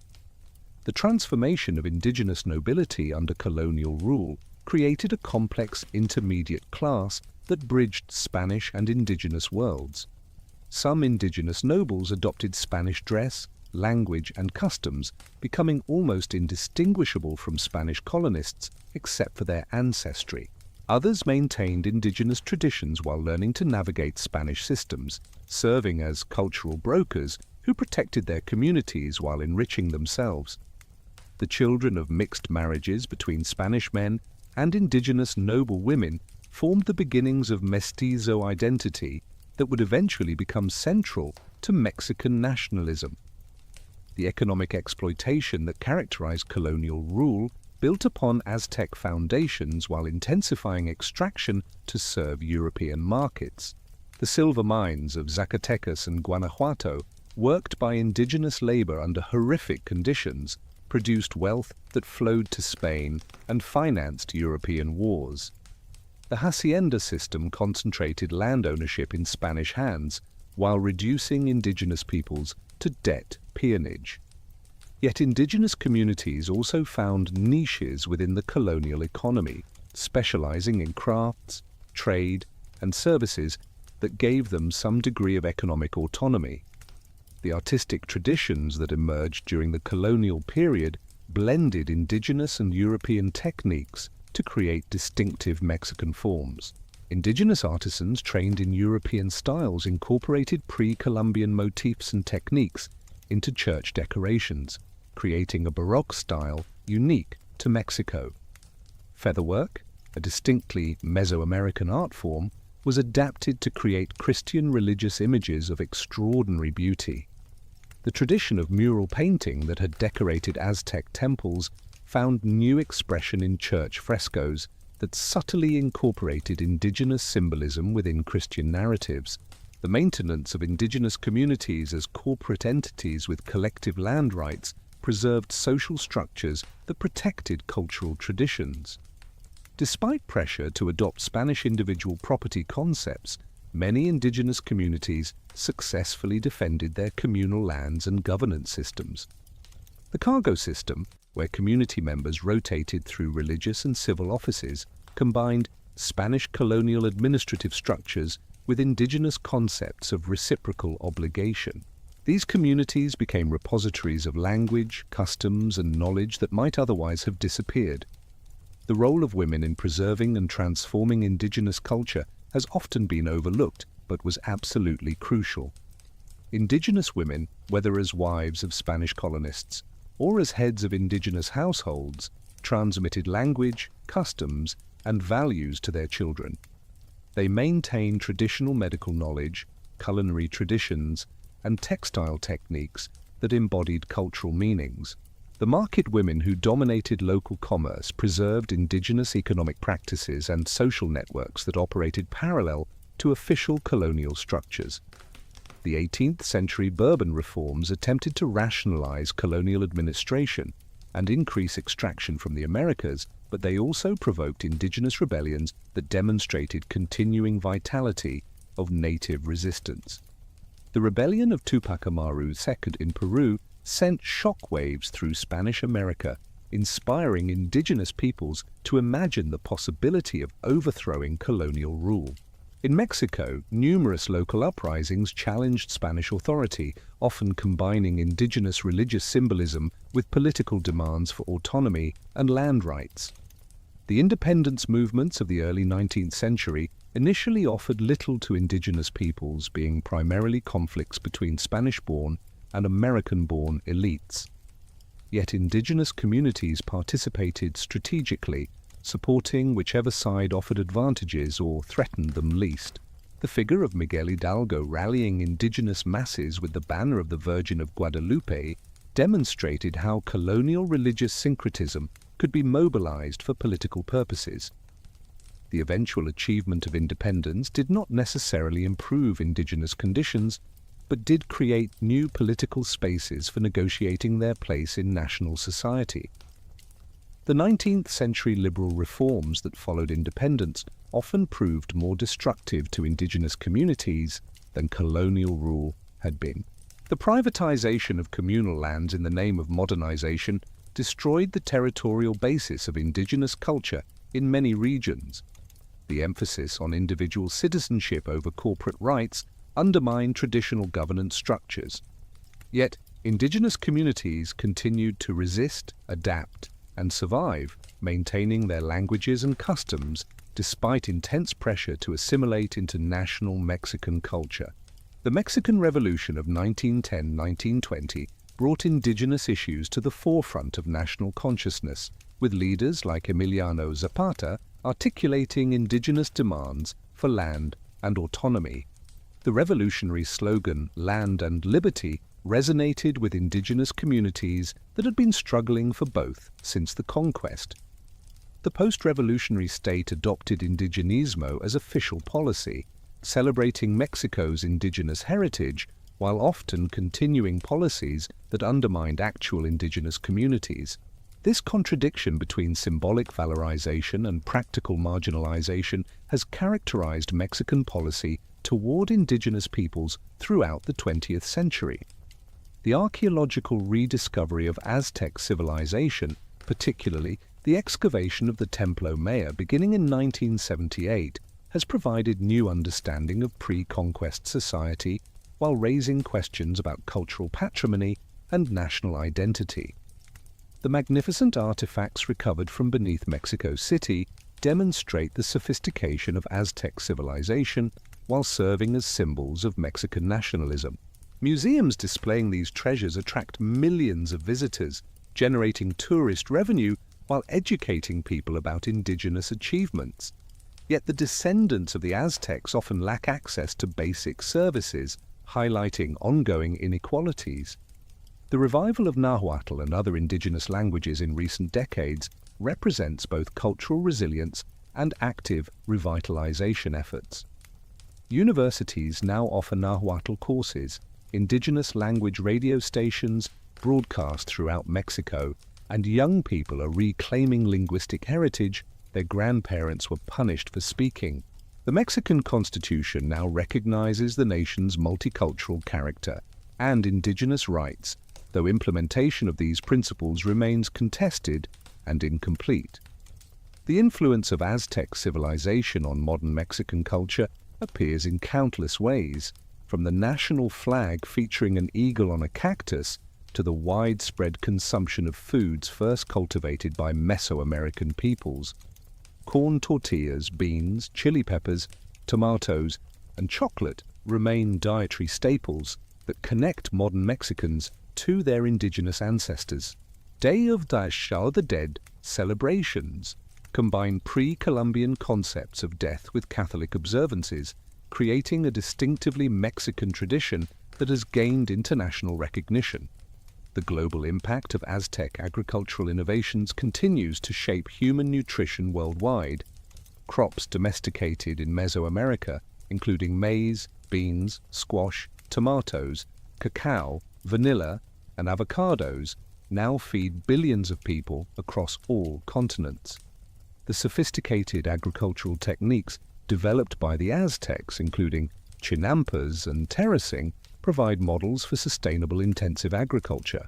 The Aztec understanding of companion planting and crop rotation offers alternatives to industrial monoculture that may prove essential for future food security. Contemporary indigenous movements in Mexico draw inspiration from Aztec resistance, while articulating modern demands for autonomy, land rights, and cultural recognition. The Zapatista uprising in Chiapas, beginning in 1994, explicitly connected indigenous struggles to 500 years of resistance since the conquest. Indigenous communities throughout Mexico continue to fight for control over their territories, resources, and cultural practices, demonstrating that the conquest never fully succeeded in eliminating indigenous agency and identity. The academic study of Aztec civilization has evolved from 19th century Romantic nationalism through 20th century structuralism to contemporary approaches emphasizing indigenous perspectives and agency. Modern scholars increasingly recognize that understanding Aztec society requires moving beyond European-derived categories and frameworks. Collaborative research with indigenous communities, interdisciplinary approaches combining archaeology, ethnohistory and ethnography, and critical examination of colonial sources have produced more nuanced understanding of Aztec achievements and their continuing relevance. The question of what might have developed had the conquest not occurred remains one of history's great counterfactuals. Would the Aztec Empire have continued expanding, eventually encountering other Old World civilizations on more equal terms? Would internal pressures have led to transformation or collapse independent of European intervention? Would Mesoamerican civilization have developed technologies and institutions that could have competed with European powers? These questions cannot be answered, but remind us that the conquest was not inevitable, and that human history could have taken radically different paths. The environmental and ecological knowledge of the Aztecs offers lessons for contemporary challenges of sustainability and climate change. Their ability to support dense populations through intensive agriculture without depleting soil fertility demonstrates alternatives to extractive agricultural practices. Their understanding of watershed management, exemplified by the sophisticated water systems of Tenochtitlan, provides models for water-scarce regions. Their integration of urban and agricultural spaces through chinampas suggests possibilities for sustainable urban food production. The artistic and aesthetic legacy of the Aztecs continues to inspire contemporary artists worldwide. The bold geometric patterns of Aztec design influence modern graphic arts and architecture. The dramatic sculptures and vibrant codex paintings provide visual languages that contemporary Mexican and Chicano artists adapt to express modern identities and political messages. The philosophical concepts embedded in Aztec art, particularly ideas about time, transformation, and the relationship between life and death, offer alternative perspectives that enrich global cultural dialogue. The story of the Aztecs ultimately transcends the narrative of conquest and destruction to become one of resilience, adaptation, and transformation. Despite centuries of colonialism, marginalization, and pressure to assimilate, indigenous Mexican peoples maintain their languages, customs, and identities. The descendants of the Aztecs are not museum pieces or romantic symbols, but living communities negotiating their place in the modern world while maintaining connections to their ancestral heritage. The legacy of Aztec civilization extends far beyond Mexico to influence global culture, agriculture, and human understanding of what civilization can achieve. Their accomplishments in urban planning, agriculture, arts, and sciences demonstrate the diversity of human solutions to universal challenges. Their religious and philosophical concepts offer alternative ways of understanding humanity's relationship to nature and the cosmos. Their history of resistance and adaptation provides inspiration for marginalized peoples worldwide. As we conclude this journey through Aztec history, from their mythical origins in Aztlan to their continuing presence in contemporary Mexico, we see not a simple tale of rise and fall, but a complex narrative of human achievement, tragedy, and resilience.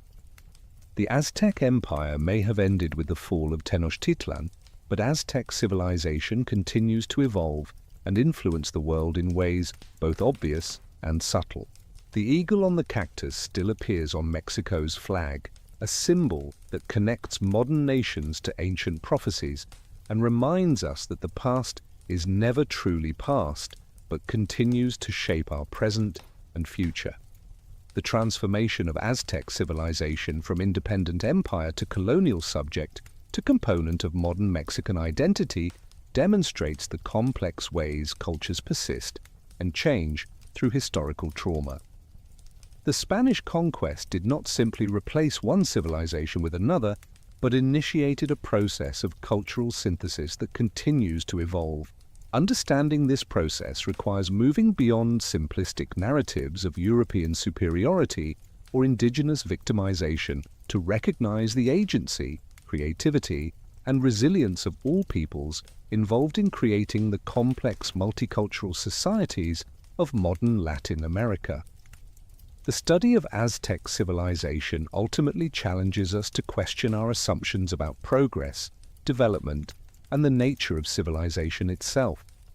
The Aztecs created one of the world's great urban centers without beasts of burden or wheeled vehicles. They developed sophisticated mathematics and astronomy without written equations. They maintained ecological balance while supporting dense populations. Their achievements and their failures, their brilliance and their brutality, their resilience and their vulnerability, all contribute to our understanding of human possibility and limitation. In learning about the Aztecs, we learn not just about a distant civilization, but about ourselves and our capacity for both creation and destruction, domination and resistance, continuity and transformation.